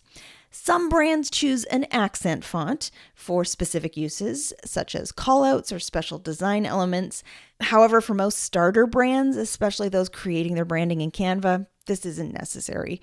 Adding an extra font without a clear strategy can easily lead to visual clutter and inconsistency. If you're not experienced with typography, it's often best to stick to a strong primary and secondary font combination to maintain a clean and professional look. You need a font hierarchy, which refers to the intentional organization of typography to create a visual distinction between different types of text, guiding the reader's attention and ensuring clarity. This hierarchy isn't just determined by font choice, it can also involve color contrast and size differentiation. Just as selecting the right fonts is important, using them consistently across all brand materials is essential. Once you've chosen a primary, secondary, and any accent fonts, ensure they are applied in a structured way across your website, social media, and marketing materials. Maintaining consistency in font choices, sizes, and colors reinforces brand recognition and professionalism. With a solid understanding of font hierarchy in place, let's now look at some common mistakes to avoid when choosing and using fonts in your branding. Using more than 3 fonts within your branding can create a cluttered and unprofessional look, making your materials feel visually overwhelming rather than cohesive. Keeping your font selections minimal and intentional ensures that your brand remains polished and recognizable. Another common mistake is using overly decorative fonts for body text. While decorative or script fonts can add personality when used sparingly for accents or headlines, they are difficult to read when applied to longer blocks of text. If your audience struggles to read your content, they are less likely to engage with it, which can undermine your branding efforts. Additionally, some fonts are so commonly used that they may fail to establish a distinct brand identity. Fonts like Times New Roman, Arial, and Calibri, while functional, are often associated with default system fonts rather than a unique brand presence. If your goal is to stand out, consider alternatives that retain professionalism while offering a more customized feel. Similarly, highly stylized display fonts such as Papyrus and Comic Sans, tend to carry strong associations that may not align with your brand's intended image. Finally, your font choices should align with your brand personality and values rather than just personal preference. A font that looks stylish or trendy might not be necessarily the best fit for your brand's identity. Your typography should reflect the tone and message you want to convey to your audience. For example, a playful, child-focused brand will require a very different font selection than a professional law firm. By choosing fonts strategically rather than based on aesthetics alone, you ensure that your branding is both visually appealing and effective in communicating your message. If you're ready to choose your fonts, where do you start looking for them? There are many font libraries and resources available both within Canva and beyond to help you find typefaces that align with your brand identity. If you're already using Canva to create your starter brand, the easiest thing for you may be just to find fonts directly within Canva's font library, which offers a wide selection of free and pro fonts. However, be aware that whatever fonts you choose, you'll need to ensure you can also access versions of them outside of Canva so that you can use them on your website and potentially other marketing materials as well. This is why choosing a font from Google Fonts can be so helpful, as many, if not most, of Google's fonts appear to be included in Canva's font options. If you're looking for something more unique, there are plenty of other premium fonts available for purchase online through font marketplaces, allowing you to bring more customization to your branding. That said, keep in mind that the ability to upload custom fonts to your Canva account requires a Canva Pro subscription. If you don't have Canva Pro yet, you can try it for free by going to brandaCadman.com/pro. If you're feeling overwhelmed by all the choices involved in selecting individual fonts and figuring out how to pair them effectively, this is where Canva's brand board templates can be incredibly useful. If you're not in a position to hire a brand strategist or designer to help you choose fonts and create a font hierarchy that effectively reflects your brand personality, voice, values, and ideal client, these templates can be a great shortcut. They provide done-for-you font hierarchies that ensure your brand looks professional, allowing you to move forward with running your new business without getting stuck in font selection. To find a template, go to Canva's template library and search for brand board in the template search bar. Browse the pre-made designs and look for templates that include font pairings along with complementary colors. Select a template that matches your brand's personality, choosing one with fonts that align with your brand values and visual aesthetic. By leveraging Canva's brand board templates, you can simplify the process of building a font hierarchy while ensuring that your selections work harmoniously across all branding materials. So now you've established your logo, color palette, and brand fonts, and it's time to move on to your brand images. Brand imagery plays a crucial role in shaping how your business is perceived because visuals are often the first thing people notice about your brand. Before they read a single word of your content, your audience has already formed an impression based on the colors, images, and design elements you use. Strong, cohesive imagery helps create trust, professionalism, and recognition, while inconsistent or low-quality visuals can make your brand feel unpolished or unclear. The photos, graphics, and visual elements you choose should align with your brand's personality, reinforcing your message and making your business instantly recognizable across all of your marketing materials. Whether you use photography, illustrations, or a combination of both, your brand imagery should feel intentional and consistent. There are two key types of imagery to consider: photos and graphics. Both serve different purposes and can work together to create a polished and professional brand aesthetic. Photos bring a sense of realism and connection to your brand. They help your audience see the people behind your business, your workspace, or your products in a tangible way. Graphics, on the other hand, add a stylized or artistic dimension to your brand. Illustrations, patterns, and textures can make your brand feel unique and memorable. The key is to strike a balance that aligns with your brand's tone. Some brands may lean heavily into photography for a more personal, down-to-earth feel, while others may use bold, graphic-driven visuals to create a strong, modern aesthetic. The combination you choose should feel intentional and help communicate your brand's message effectively. There are several types of photos to consider incorporating into your brand identity. Brand photos are professionally captured images that showcase your business in a polished and authentic way. These might include images of your workspace, your products, or your team in action. If you're a solopreneur or service-based business, high-quality brand photography can help establish a strong personal connection with your audience. Headshots are essential if you want to build trust and recognition, particularly if your business has a personal or client-facing component. A well-lit, high-resolution headshot can be used on your website, social media profiles, email signatures, and even in marketing materials. Stock images can be a great alternative if custom brand photography isn't an option. The key to using stock images effectively is choosing ones that align with your brand's color palette, mood, and style. Be mindful of selecting images that look authentic rather than overly staged. Behind the scenes shots provide an opportunity to showcase the more candid human side of your business. These could include photos of your creative process, packaging products, working with clients, or even snippets of your daily routine. These types of images help build transparency and relatability. And product photography is crucial for businesses selling physical or digital products. High quality images of your products help to build trust and make your offerings look more appealing. Even if you don't sell physical products, consider showcasing the results of your work, such as digital templates, course previews, or branded materials, in order to reinforce credibility. And then we have graphics, which can add a layer of personality and depth to your brand visuals, whether used as standalone design elements or to complement photography. Illustrations can be a great way to add a unique and artistic flair to your branding. Custom or stock illustrations can be used in social media graphics, website headers, or as part of a cohesive brand aesthetic that differentiates you from your competitors. Patterns and textures provide subtle background elements that enhance your designs without overwhelming them. These could be soft watercolor textures, bold geometric patterns, classic line-based textures, or other options. Accent images include icons, decorative elements, or symbols that reinforce your brand's visual identity. Icons are particularly useful for highlighting key information on your website, presentations, or marketing materials. Consistency in your brand imagery is extremely important, and if you have a disjointed mix of different styles, colors, or lighting, it can result in your branding feeling scattered or unpolished.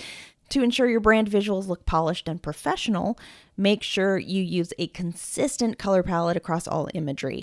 When your visuals have a unified color scheme, they create a seamless and professional appearance across your website, your social media, and your marketing materials.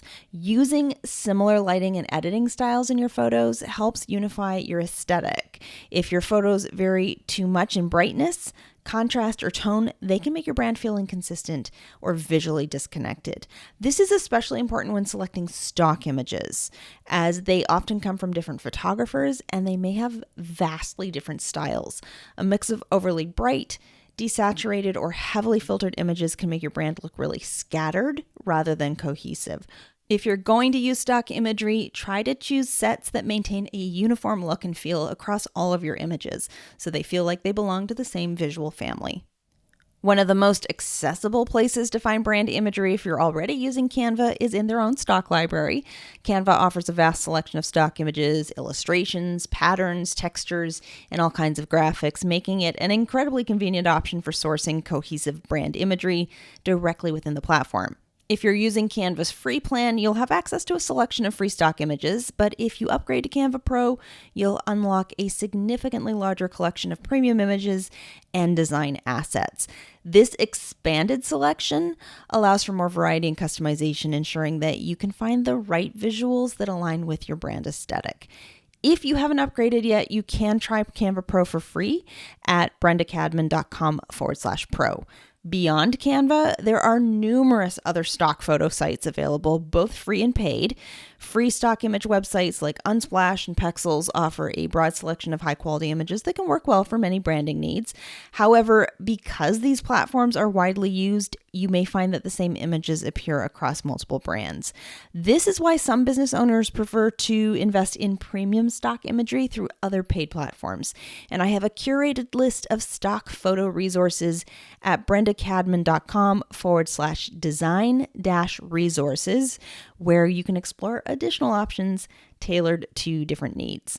By carefully selecting high quality, consistent imagery that aligns with your brand's identity, you'll create a strong and recognizable visual presence that resonates with your audience and supports your messaging. While investing in a brand strategist or designer is always worthwhile when you're in a position to do so, I know that's not always an option when you're just starting out.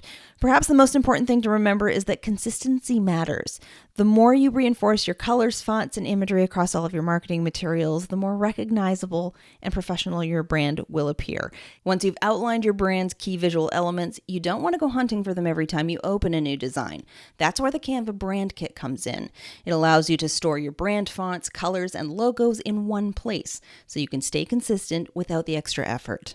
Brand consistency is one of the easiest ways to create a polished and professional look for your business, and Canva's Brand Kit feature makes it simple to maintain that consistency across all of your marketing materials. If you've ever found yourself manually reapplying your brand colors or trying to remember which fonts you used last time, the Brand Kit is about to make your life a whole lot easier. When you're consistently using the same fonts, colors, and design elements across all your marketing materials, whether it's Instagram posts, lead magnets, or your website, it helps build recognition and trust with your audience. Without a brand kit, it's easy to make small but noticeable mistakes, like using a slightly different shade of blue or defaulting to a generic font that doesn't match your brand identity. These small inconsistencies can add up, making your brand look less polished. By setting up a brand kit in Canva, you're not only saving time, but also ensuring that every design you create is visually aligned with your brand.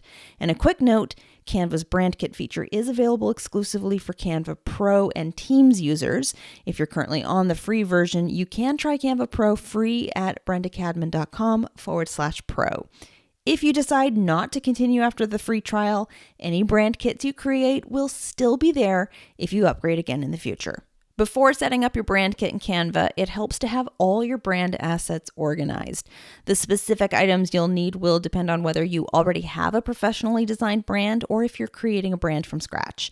If you've worked with a professional designer or branding specialist, you're already ahead of the game.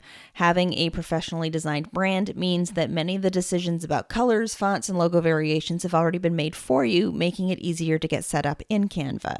Before setting up your brand kit, ensure you have all your essential brand assets organized. Start with high-quality PNG or SVG versions of your logo, ensuring you have variations such as a full-color version, plus a white or light version for dark backgrounds. Additionally, having different orientations, such as a stacked or horizontal version, can also be helpful. Next, gather the exact hex codes for each of your brand colors to maintain consistency across all your designs. A hex code is a 6-digit alphanumeric code that represents a specific color. For example, pure black is represented as pound and 6 zeros, while white is pound and 6 Fs. Using hex codes ensures that you are applying the exact same colors across all your marketing materials, preventing unintentional variations that can make your branding look inconsistent. Identify the fonts used in your branding. If your brand uses specific fonts that aren't available in Canva's library, you'll need to upload the font files, typically in OTF or TTF format. Finally, compile any brand-specific imagery such as graphics, icons, or photography to complete your cohesive brand identity within Canva. These could include your brand photos, headshots, custom patterns, branded textures, or unique visual elements that set your brand apart. If your brand uses specific iconography or stock images consistently, having them stored in your brand kit will streamline your design process and ensure visual uniformity. If you don't have a professionally designed brand yet, that's okay. As we've just talked about, Canva provides everything you need to create a simple and effective starter brand that aligns with your business. While investing in a professional brand designer is incredibly valuable when your business is ready, many new business owners begin with a DIY approach using Canva so they can establish brand consistency early on. A professionally designed brand is created based on strategic decisions that ensure long-term success. A designer will consider your brand personality, brand values, brand voice, ideal audience. They'll carefully select colors, fonts, and imagery that align with your messaging and your positioning in the market. However, if you're in the early stages of your business and not yet ready to invest in professional branding, you can still use the information we just covered in the last section of this video in order to build a cohesive and visually appealing presence using Canva. This isn't a replacement for a professionally developed brand, but it's an excellent option for those who need a functional, visually consistent brand identity while growing their business. Once you've organized your brand elements, you can then add them to your Canva Brand Kit for easy access in all your designs. Start by navigating to the Brand section in Canva, which can be found in the left-hand menu on your Canva homepage. If you've set up your brand kit in the past, either fully or partially, you may already see an initial brand kit option here that looks partially branded with your logo and or colors. But if it's the first time you're setting it up, you will likely see a blank brand kit for you to start with. And when you open it up, all of the brand ingredients that make up the brand kit will be empty, ready for you to upload your own content into them. You'll see the brand kit page is broken down into 8 sections: your brand logos, your colors, your fonts, brand voice, photos, graphics, icons, and charts. When you create a brand kit for the first time, you'll see that you can click to add your logo or simply drag and drop your logo image file. And if you upload logos to your brand kit that you no longer need, you can easily delete them by hovering over the logo, clicking on the 3 dots, and choosing Delete. So let me show you where you're going to find those logos when you are creating a design in Canva's design editor. You're going to be able to find those logos inside of the brand area, which is available on your left-hand navigation. And inside that brand area, you'll have access to all of your logos at your fingertips. When you create a new brand kit, Canva will likely have already created an empty color palette underneath this colors area. I can rename it by hovering over the title and clicking on the pencil icon, and then I'll give this palette a new name. And then you're going to add your colors by inputting your color hex codes, which you should have already compiled in advance of creating your brand kit. If you need to remove any of the colors, hover over the color you want to delete, and then just click on the X button. If you want to make a copy of a specific palette, you can click on the 3 dots and choose to make a copy, and you'll also see that you can copy it to another brand kit. Note that at this time you cannot reorder your colors later, so try to add them in the order that you want to have them appear in the palette. Then once you have your palette set up, when you open up a design, you'll see that you can easily access your brand's colors directly from the color selection tool. And if you have multiple color palettes, they'll all show up here as well. When you're setting up your fonts in a new brand kit, you're going to be able to select the font you want for each style and also change the size and formatting of it, if that's part of your brand's typography. Then when you're working on a design in Canva, you'll be able to access your brand kit fonts through the font selection tool. If the font you use for your brand isn't already included in Canva's list, you also have the ability to upload your own fonts. You can do this by clicking on Add New and selecting Upload a Font. So I'll upload a custom font, and you'll notice that when you upload a new font, Canva is going to ask you to confirm that you have the rights to use it. That means if you're using a font you downloaded without paying for it, and it's something that should have been purchased or is marked as personal use only, you need to make sure you have the correct licensing before uploading it to Canva. Once it's uploaded, it'll be listed under your uploaded font section when you're working on a design. Your brand voice is how your business sounds in written and spoken communication. It's what makes your content feel like you, whether someone is reading an email from you, watching one of your videos, or listening to you on a podcast. Your brand's voice should be consistent across all platforms so that no matter where your audience encounters your content, they immediately recognize and connect with it. For example, my own brand voice is warm and educational. I want my videos, emails, and course materials to sound the same as I would if I were being interviewed on a podcast or presenting a live training. That consistency builds trust with my audience because they always know what to expect from me, whether they're reading something I've written or hearing me speak. Your brand voice in Canva isn't just a helpful reference, it also integrates with Canva's Magic Write feature, an AI-powered writing assistant. When you document your brand voice in your Canva Brand Kit, Magic Write will use your tone and style preferences to generate text that aligns with your established voice. In order to add your brand voice to Canva, go to the brand section and locate the brand voice area. Click Add Your Brand Voice to start defining how your brand communicates. You'll have space to document key elements, including your brand personality. Describe how your brand should come across in writing. Is it warm and conversational, confident and authoritative, fun and playful? Your tone and style guidelines. You can outline specific preferences, such as using casual language or keeping things more formal. Do you use emojis, short and punchy sentences? Key phrases and messaging. List words, phrases, or taglines that you want to use consistently or words to avoid. Audience considerations. Define who you're speaking to and how your messaging should resonate with them. For example, a health and wellness coach might have a brand voice statement like this. Our brand voice is encouraging, supporting, and uplifting. We speak to our audience like a trusted friend, using simple and relatable language that makes healthy living feel approachable. We avoid strict or judgmental language and instead focus on small, achievable steps that empower people to take control of their well-being. Or a boutique marketing agency might define theirs this way. Our brand voice is bold, strategic, and insightful. We are confident and knowledgeable, delivering expert marketing insights with a touch of wit. Our messaging is professional yet approachable, using industry language in a way that feels engaging rather than overwhelming. We challenge conventional thinking while making complex marketing strategies easy to understand. Your brand's imagery plays a key role in creating a consistent and recognizable visual identity. Canva's Brand Kit allows you to upload and store essential brand visuals, making them easily accessible whenever you're designing. Inside your brand kit, you can upload branded photos. These might include professional headshots, product images, or signature brand photography that you use frequently in your marketing. Custom graphics. This could be branded textures, patterns, or illustrations that you incorporate regularly in your designs. Brand icons. If your brand uses specific icons to represent services, product categories, or brand elements, you can store them here for quick access. Adding these visuals to your brand kit ensures that they are always at your fingertips when creating new designs, eliminating the need to repeatedly upload or search for them. Uploading your brand imagery is simple.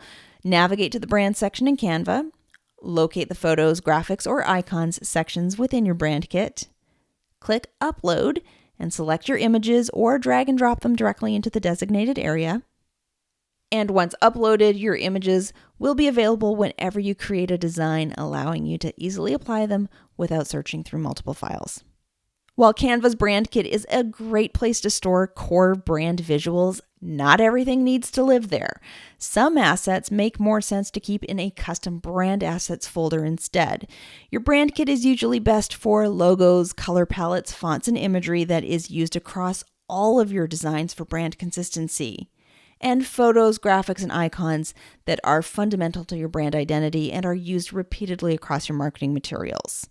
A custom folder is typically best for general stock images or background textures that you like to use, but that aren't essential to your brand identity.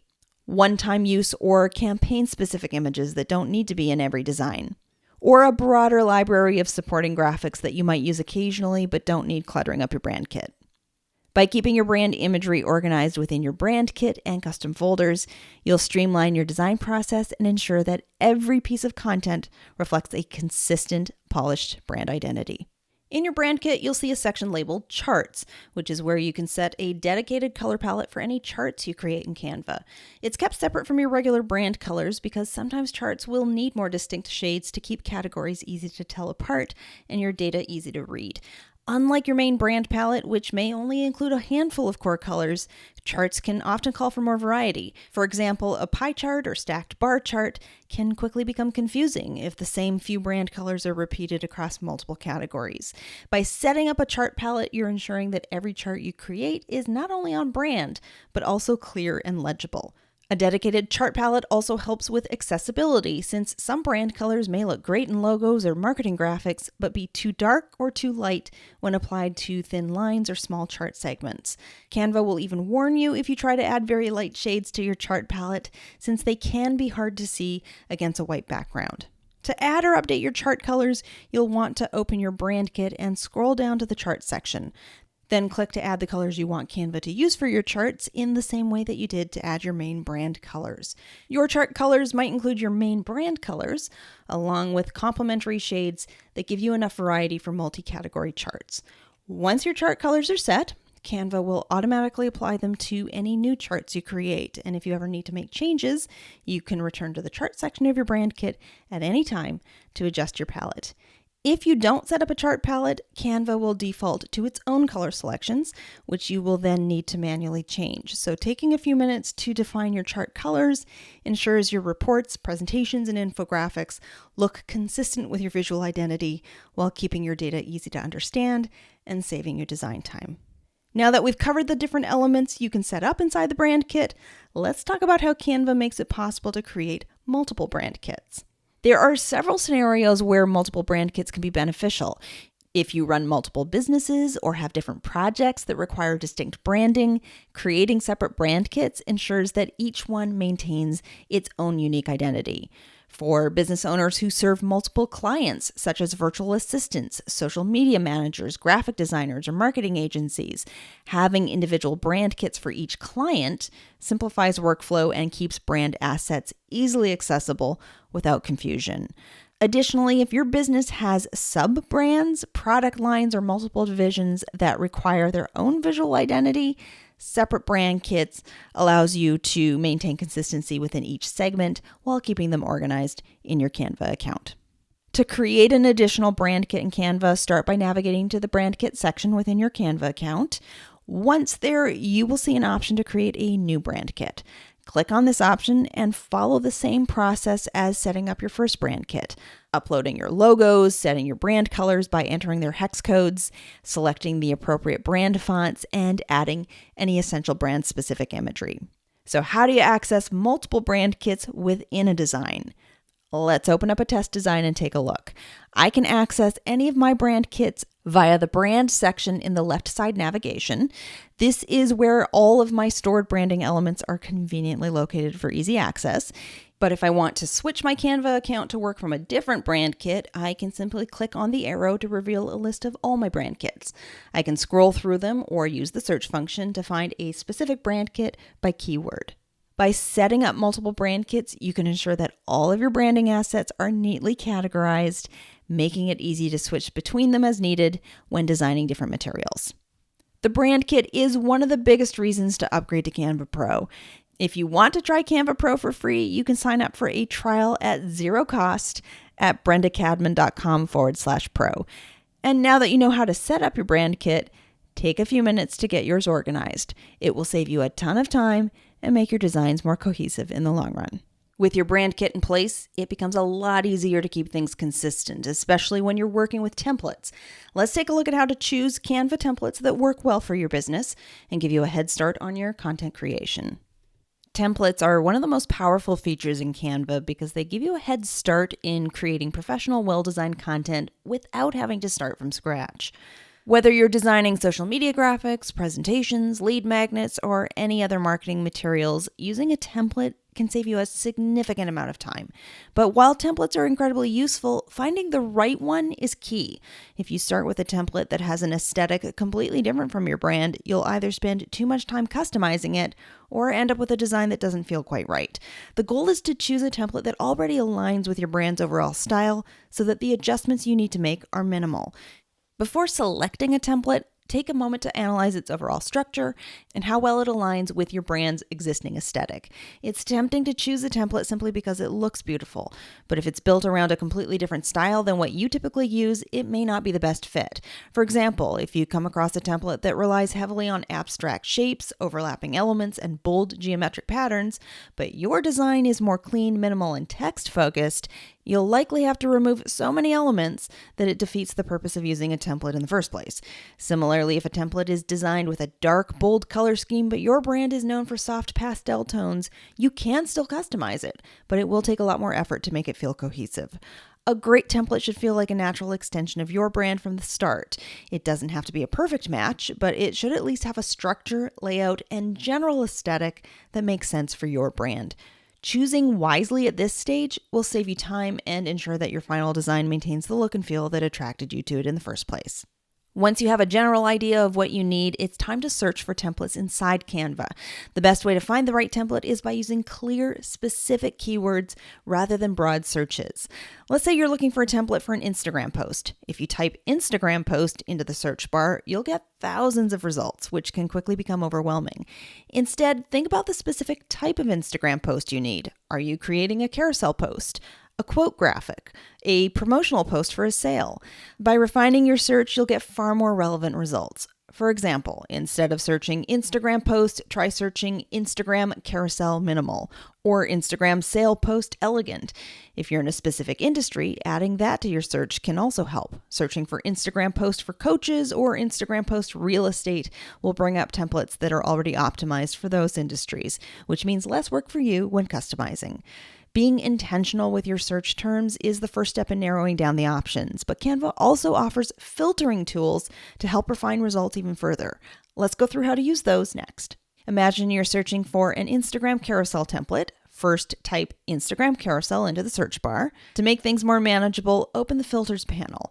You might want to start by using the style filters to get closer to the look and feel you want. If your brand is sleek and modern, selecting minimalist will filter out designs that are overly decorative. If you prefer something a little more bold and expressive, you might select modern. One of the filtering options Canva provides is the ability to filter by color. And while I typically don't recommend relying too much on this, since colors can be changed easily, it can be useful for narrowing down templates that will be easier to adapt to your brand. For example, if your branding is light and airy, selecting lighter color palettes can help you find templates that already align with your aesthetic. While you can modify a dark, moody template to fit a light brand, it's often more work than it's worth. Once you've applied your filters, you'll see a refined selection of templates that are much more tailored to your needs. If necessary, go back and tweak your search terms or filters further until you find the perfect option. As you browse Canva's template library, you'll notice that some templates are marked with a small crown icon. This indicates that the template is part of Canva's premium collection. While Canva offers thousands of free templates that you can use without a paid subscription, Canva Pro unlocks access to millions of premium templates, giving you a much wider range of professional quality designs to choose from. If you're using Canva's free plan, you won't be able to access Pro templates unless you upgrade to Canva Pro or sign up for a free trial. If you come across a Pro template that's a perfect fit for your design while on the free plan, you have two options. Look for a similar free template. Many designs in Canva's free collection can be customized to achieve a similar style. Or sign up for a Canva Pro free trial, which gives you full access to all Pro templates, plus other premium features. And you can do a free trial of Canva Pro by going to brandacadmin.com/pro. The benefit of Pro templates isn't just about having more to choose from. They often include more refined layouts, access to premium fonts and elements, and a more polished overall design. However, even if you decide not to continue with Canva Pro after your free trial, any designs you create using Pro templates will remain in your account, so you won't lose access to the work you've already done. That said, if your design contains premium elements, such as Pro photos, graphics, or fonts, you won't be able to use those without a Pro subscription. You'll either need to purchase those elements individually or replace them with free alternatives. If you find yourself drawn to a particular design style while browsing Canva's template library, chances are the same creator has other templates that align with your brand. Instead of starting your search from scratch every time, you can follow Canva template creators to quickly access their work whenever you need new designs. To follow a creator, start by clicking on a template you like to open its template details page. And on that page, you'll see the creator's name. Clicking on their name will take you to their profile page where you can explore all of the templates they've designed, and if you consistently find their work matches your aesthetic, you can click on the follow button. Once you start following creators, you'll be able to easily access their templates in the future. In the left-hand navigation bar of the template library, you'll see a section called Creators, and clicking on this will display all the template creators you've chosen to follow, making it simple to browse new designs from your favorite designers. Canva also offers personalized recommendations based on the creators you follow.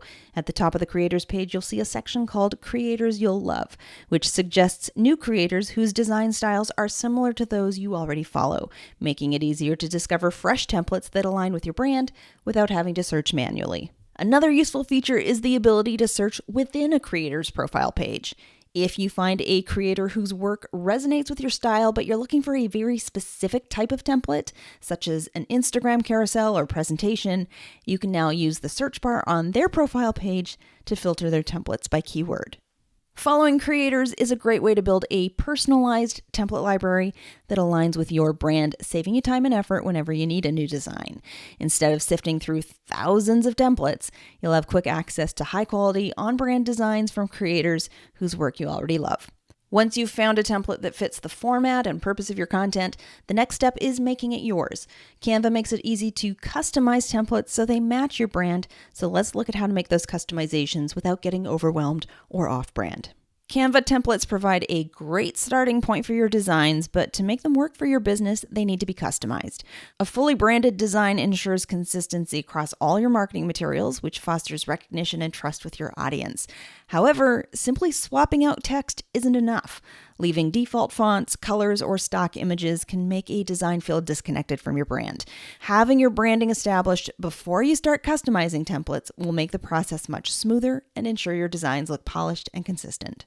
Earlier in this video, I walked through the importance and the process of setting up a brand kit in Canva, but as a reminder, setting up a brand kit will save you time by keeping your logos, colors, fonts, and other brand assets in one easily accessible place. If you're using the free version of Canva, I strongly recommend taking advantage of a free trial of Canva Pro to access the brand kit.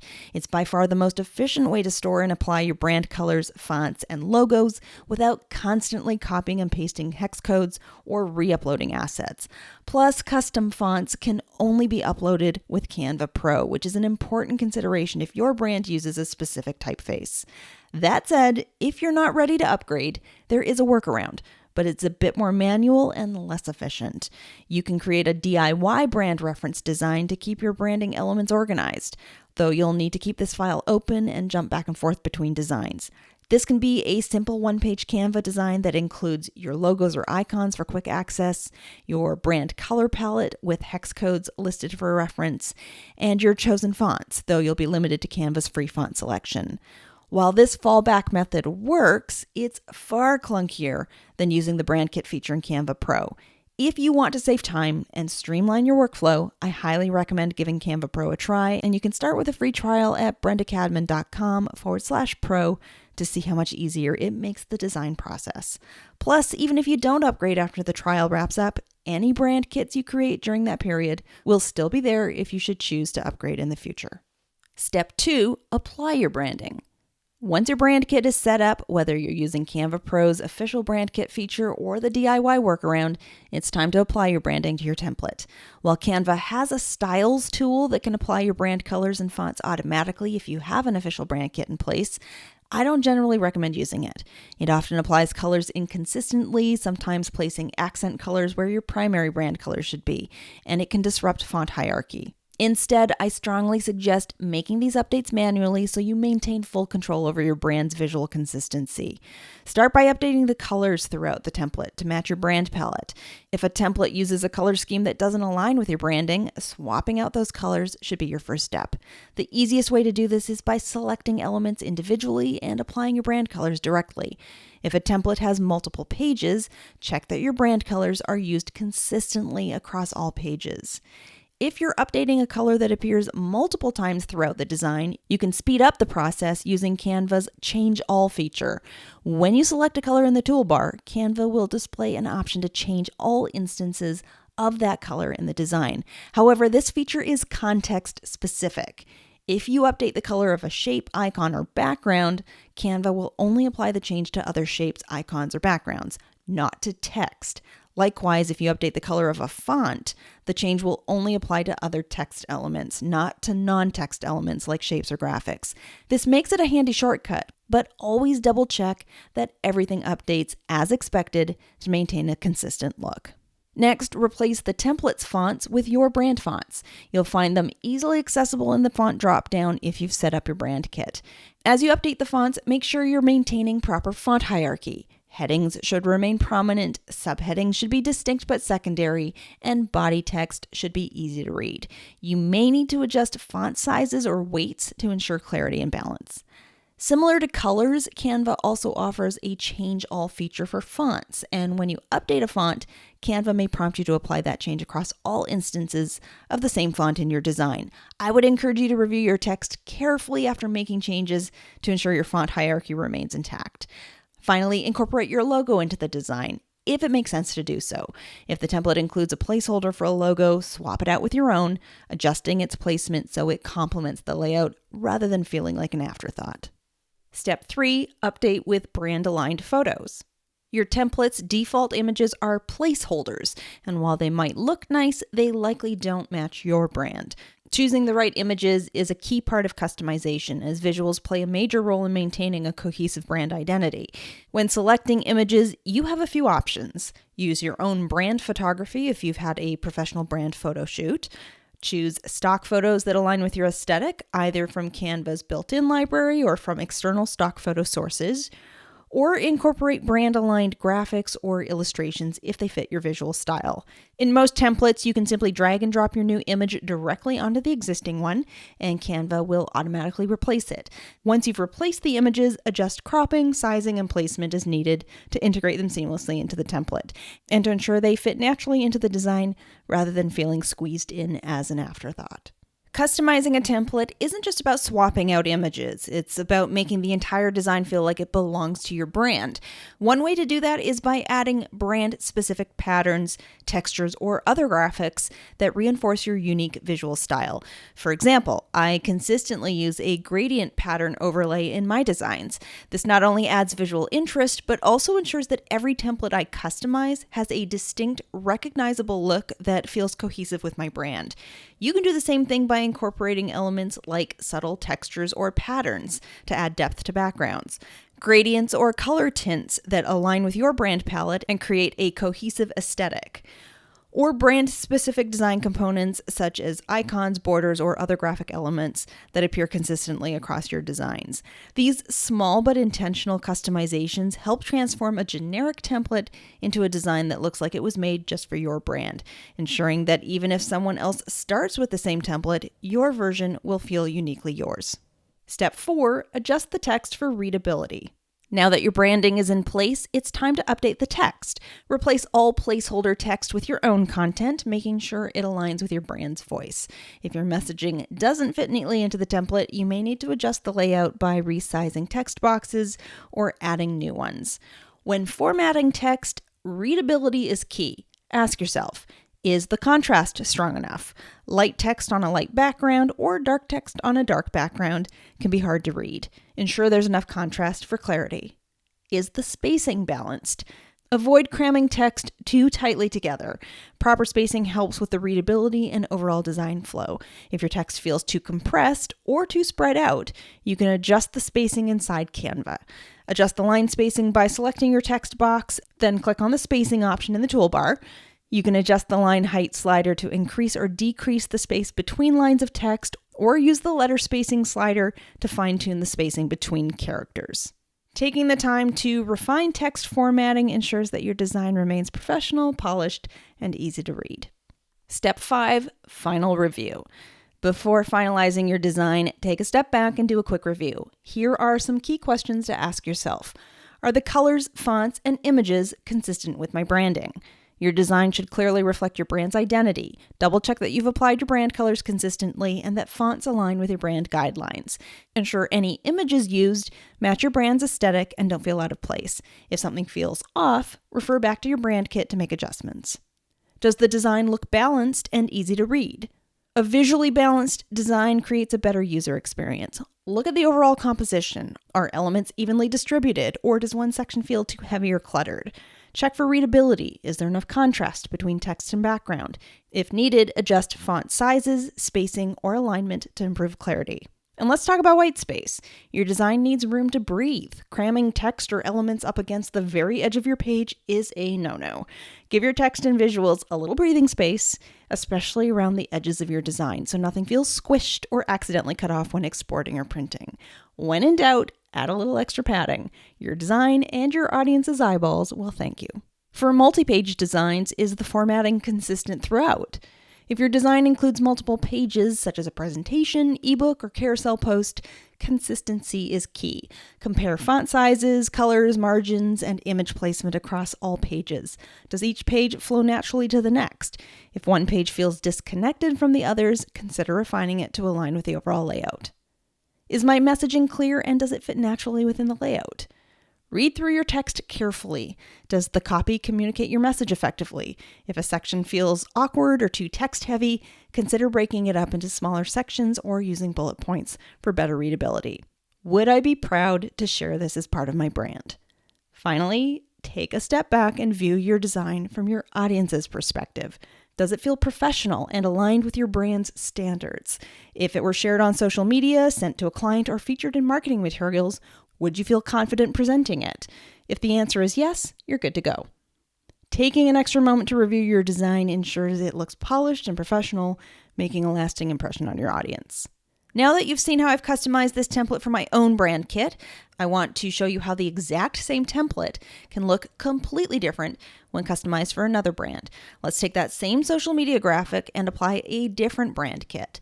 By swapping out the template's original colors, fonts, and imagery for JL's brand kit, the template instantly takes on an entirely new look and feel from the version I customized for my brand. Even though the structure of the design remains the same, it now reflects her brand's unique personality and visual identity. This demonstrates just how powerful proper customization can be. When done right, no one will ever look at your design and think, oh, that's just a Canva template. Instead, it will feel like a fully branded, professional piece of content that aligns with your business. Customizing templates is one of the easiest ways to create professional-looking graphics without starting from scratch, but the key is to be intentional about it. By applying your branding thoughtfully, choosing the right images, refining your text, and doing a final review, you can transform any Canva template into a design that feels uniquely yours. Canva makes it easy to create content, but if you're not organizing as you go, it also becomes incredibly easy to lose track of everything you've made. And if you've ever found yourself digging through old designs, re-downloading the same assets, or accidentally recreating something from scratch, you're definitely not alone. So let's take a closer look at how to get your Canva account organized, why it matters more than you might think, and what you can do starting today to set up a system that saves time every time you open Canva. An organized Canva account isn't just about having things look tidy. It's about making your work easier. When your workspace is clean and logical, you stop wasting time looking for files. You can delegate more easily to a VA or team member. You reuse assets instead of recreating them from scratch. And you keep your visuals consistent with your brand. Canva doesn't create chaos on purpose. It's just that most people aren't shown how to set up a system in the first place. As a Canva verified expert who specializes in Canva organization, I've worked with hundreds of business owners who are drowning in designs, uploads, and templates. It doesn't take a complicated system to get organized. You just need a structure that makes sense for you and a plan to maintain it. Before we dive into specific strategies, it's worth taking a moment to understand what Canva already offers to help you stay organized. These built-in features are available to both free and pro users, and we'll be referring back to many of them throughout the rest of this video. If you've been struggling with how to organize Canva or wondering if it's even possible to tidy things up, there are 3 tools that are key. The first feature you'll need to master is creating custom folders. Canva's custom folders allow you to organize your designs, images, templates, and other assets into logical groupings. You'll find them by navigating to the Projects tab from the left-hand menu, and inside Projects, you can view all your folders in the main area. To create a new folder, click on the Add New button in the upper right corner and select Folder, and then you can name your folder based on its contents, for example, Clients, Social Media, or Lead Magnets. You can also create subfolders using the same process. Open the folder where you want the subfolder to live, then click Add New again and choose Folder. Subfolders are especially helpful when you want to group content by year, campaign, platform, or another topic within a broader category. You can then drag and drop items into folders or use the Move to Folder option from the 3-dot menu on any file. Or you can also select multiple items, either by checking them off or by clicking and dragging across them, and then click the folder icon to move them all at once. The next key organizational feature to be aware of is the starring tool. If there are certain designs or folders you return to again and again, Canva allows you to star them for easy access. To do this, hover over the design or folder and click the star icon that appears. It will turn yellow when selected, indicating that it's been starred. Starred items will appear in the left-hand navigation of your Canva dashboard, and you can also create custom sections within your starred area to group items in a way that makes sense for your workflow. Some people organize by progress status, such as in progress, waiting for approval, or completed. Others might create sections based on general categories, like marketing or templates, or divide personal and business projects. Personally, I use my starred area to pin all of my primary level folders so that I can access them quickly via the left-hand navigation without having to go into the main projects area. That setup works well for my workflow, but it may not be the best approach for everyone. I also like to create a short-term section at the top for time-sensitive projects. For example, during Black Friday, I had a dedicated Black Friday section with starred designs related to my seasonal promotions and affiliate graphics. The way you use starred should be based on what helps you work more efficiently. These sections can also be reordered by dragging and dropping, allowing you to prioritize the ones you access most. And then we come to the third key Canva organization feature, and that is its search and filter options. Trying to track down a specific design, folder, or image in Canva can feel overwhelming, especially if you've got a lot of content in your account. Fortunately, Canva's search feature makes it fairly easy to find what you need using both keyword search and smart filtering. From the Canva homepage, look just below the What Will You Design Today prompt and select the Your Designs tab. This allows you to search your own designs, folders, and uploads by typing in a keyword or phrase. To narrow your search results, you can use the filters that appear beneath the search bar. For example, you can filter by type, category, owner, and date modified. These filters can be especially helpful when your search term is a common word or when you're looking for something created recently or by a specific team member. You can also search from the Projects tab and inside the design editor itself. Just open the Projects tab in the left-hand panel of your editor and type into the Search Your Content field. This is especially useful when you're in the middle of a project and want to quickly insert something you've already created or uploaded. Whether you're someone who thrives with a clear folder structure or someone who prefers to search as needed, mastering this feature will make your Canva experience faster and far less frustrating. Together, these tools, folders, starring, and search, provide the foundation for organizing everything from your templates and uploads to your branded assets. Let's now take a closer look at how to put them to use. Tip number 1, create a Canva folder system that reflects how you work. If you've ever wondered how to organize Canva folders effectively, the answer is to build your structure around how your brain works, not how Canva labels things. In other words, don't feel like you need to organize your folders based on Canva's default design sizes or template categories. Canva might offer formats like Instagram post or presentation, but that doesn't mean you need separate folders for each file type. Instead, think about how you naturally search for your content. Do you think in terms of projects, clients, campaigns, or content categories? That's the lens you should use when creating your folder structure. As a general rule, I usually recommend having no more than 12 or 13 top-level folders, though you may not even need that many. What's more important is that your folder system is intuitive for you. If it makes sense in your brain, you're far more likely to use it consistently. Top-level folders should represent big picture categories, with the more detailed organization happening inside those broader homes. That way your structure stays manageable as your content grows, and it's much easier to find what you're looking for. Think in terms of function when creating your top-level folders. These might include marketing, clients, templates, presentations, archive. Then create subfolders inside each main folder. For example, under marketing, you might have folders for social media, lead magnets, and launch graphics. So this would be a less helpful top-level folder structure, while this would likely be a more functional structure. Keep in mind, your folder structure doesn't have to be perfect right away. If your Canva account is especially cluttered, just start with a handful of top-level folders that match your core business activities. You can always refine and build out subfolders later. Your business and content are going to evolve, and so should your folder structure. Set up a reminder to review your setup periodically so it continues to support how you work. And if you want help setting up a folder system that matches how you work, a heads up that I teach you exactly how to do that inside Clean Up My Canva. Tip number 2, use the brand kit instead of folders for logos and brand assets. If you're storing logos and brand images in folders labeled brand assets, you're likely making your workflow harder than it needs to be. Canva Pro users have access to the Brand Kit feature, and it's the most efficient and reliable way to store and access your logos, fonts, color palettes, and brand photos. To access the Brand Kit, click on Brand from the left-hand navigation on your Canva homepage. From there, you'll be able to upload multiple versions of your logo, such as full color, white, black, and stacked options, so you always have the right version available when you need it. You can also set up your brand colors, and Canva allows you to name these colors, which is incredibly helpful for keeping things clear and organized. Some people choose to leave the hex code visible, which can be useful when referencing brand guidelines or collaborating with a designer, or when using other platforms that rely on exact hex codes to maintain consistency across different software and touch points. This is the option I use. Some prefer to use descriptive names like forest green or sunset peach, and others use creative names that reflect their brand personality, like a florist naming colors lavender mist, petal pink, or stem green. There's no single right way to name your colors. The goal is to choose a naming system that makes sense to you and supports consistency when working across different templates and design types.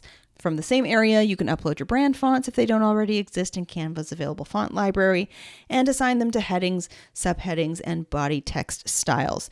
Canva also lets you upload brand imagery, such as stock photos or textures that are used regularly in your content. While this imagery doesn't behave quite the same as a folder system, it gives you quicker access within the design editor to key visuals. All of this is available for Canva Pro users. If you're using the free version of Canva, you won't have access to the full brand kit just yet, but there are still steps you can take in the meantime. You can create a brand assets folder in your projects area and use it to store your logos, brand photos, and other key visuals. Some people even go a step further and create a reusable brand assets design file that acts like a visual reference sheet, making it easy to copy and paste those assets into new designs. While these are helpful workarounds, they do involve more manual effort, whereas the brand kit is designed to eliminate that friction and streamline the entire design process. If you'd like to try it out, you can start a free Canva Pro trial by going to brendacadman.com/pro. Ultimately, using the brand kit offers a smoother and more efficient workflow than storing brand assets in folders. For example, if you're designing and need to pull in your logo, it's much faster to grab it from the logo section of the brand kit within the editor than it is to navigate through projects and guess whether you've selected the right file. The brand kit ensures the correct current assets are right where you need them. This isn't just about branding. It's also a foundational part of staying organized in Canva.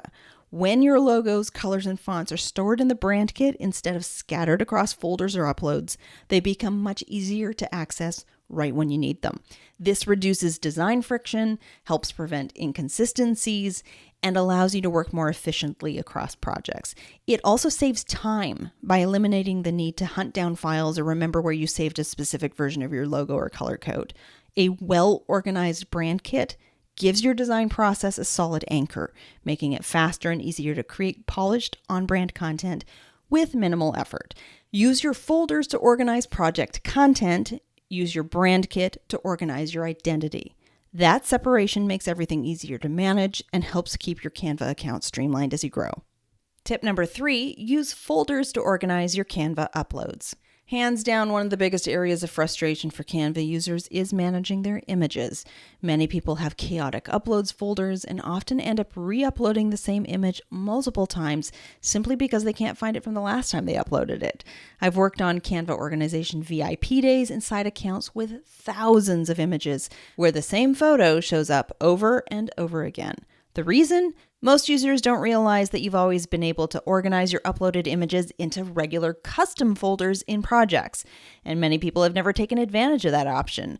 Not only is that still possible and still a very effective way of keeping things organized, but Canva has now also made it possible to create folders directly inside uploads as well, if that's the approach you prefer.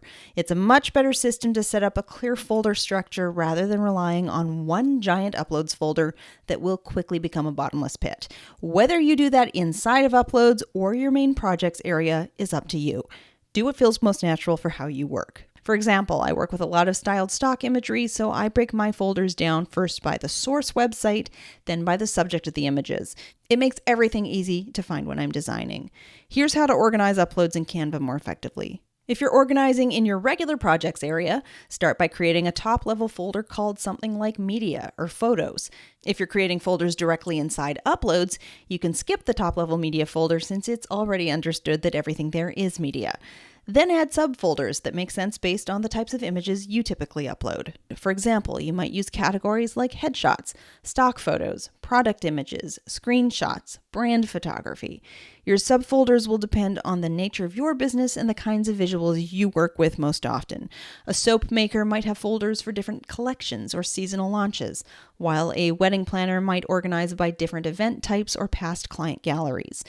Then move items out of your Uploads folder and into the relevant subfolders in your Uploads folder or in your Projects folders. You can drag and drop images or select multiple at once by checking them off or dragging to select, and then click the folder icon to move them all at once.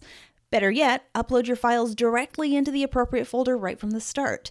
If you're using custom folders in projects, you can upload files directly into them to skip uploads entirely. Or if you're organizing within uploads, you can upload straight into the relevant folder there.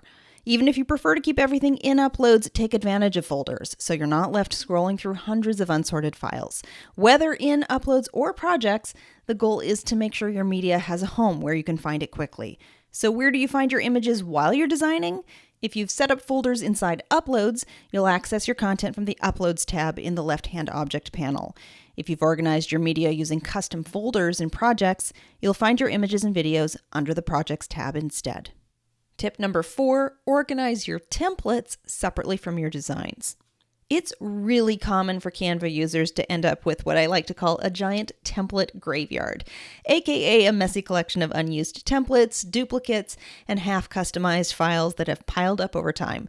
This can happen when you download dozens of template bundles, often feeling the need to grab everything in a bundle just in case, even if it's not really relevant to your needs or style. Or maybe you've duplicated the same template file again and again, intending to keep it as a base for new projects, but ended up with countless copy of designs that never get used as templates or actual designs. This clutter not only makes it harder to find what you actually need, it can also lead to accidentally editing or overwriting an original template that you wanted to keep. A strong template strategy starts with pruning. Delete templates you know you'll never use and clear out the endless duplicates. Then separate what's left into 2 main types. Future use templates. These are purchased bundles or layout ideas you've saved for later customization. They belong in a top-level templates folder organized with subfolders by source, style, or content type. And brand templates. These are templates you've already customized to your visual brand and intend to reuse. I recommend that you store them right alongside the content they support, like keeping your Instagram quote template inside your social media folder so it's ready when you're batching posts. This also means being intentional with your file names. It can help to label future use templates so it's clear at a glance they're meant as starting points. Something like template Instagram carousel. It's a simple step that keeps you from accidentally grabbing and editing a file you meant to reuse. If your Canva is currently a mix of everything, start by doing a quick purge to delete templates you know you'll never use. Then take the next step by separating out the templates from your completed designs. This simple 2-step process will make your workspace instantly clearer. And finally, tip number 5, maintain your Canva account organization. It's one thing to get your Canva account organized, but keeping it that way is where most people struggle. But maintenance doesn't have to be a big, time-consuming project. In fact, the more consistently you keep up with small habits, the less likely you'll ever have to do a major overhaul. Think of it as a quick routine checkup for each area of your Canva account. Folders. As your business grows and shifts, your folder structure should evolve too. Every so often, scan through your top-level folders. Are they still serving you? Merge, rename, or archive folders that no longer make sense. Uploads. Avoid letting your uploads become that overflowing in tray again. Make it a habit to move new files into the right folders or delete images you know you'll never use. Even 5 minutes at the end of the week can make a difference. Templates. Revisit your templates folder. Clear out anything that no longer fits your brand or that you realistically won't use. This prevents the template graveyard from creeping back in. Starred items. If your starred section becomes overloaded, it loses its value. Check it regularly and remove anything you're no longer using often so that your most important folders and designs stay easy to grab. And Brand Kit. Make sure your logos, colors, and fonts are still accurate. If you've updated your branding, don't forget to update your Brand Kit too. This keeps your designs consistent without having to hunt down the right assets each time. The key is consistency over perfection. A little time spent each week or month tidying up will save you countless hours and headaches later on. And remember, your Canva system isn't meant to be static. As your business changes, your organization should adapt right alongside it. And if you know that getting organized in Canva is something you've been meaning to do, but you'd like a bit more help along the way, I also offer a course and consulting services focused specifically on Canva organization. You can learn more about those anytime at brendacadman.com. Canva gives you a lot of creative power, but it becomes so much more effective once you understand how to use it with intention. If you want to explore more of Canva's features, including pro tools like the Brand Kit, Background Remover, and Magic Studio, you can try Canva Pro free for 30 days by going to brendacadman.com/pro. And if this video helps you feel more confident using Canva, you'll find plenty more tutorials on my YouTube channel, so be sure to subscribe.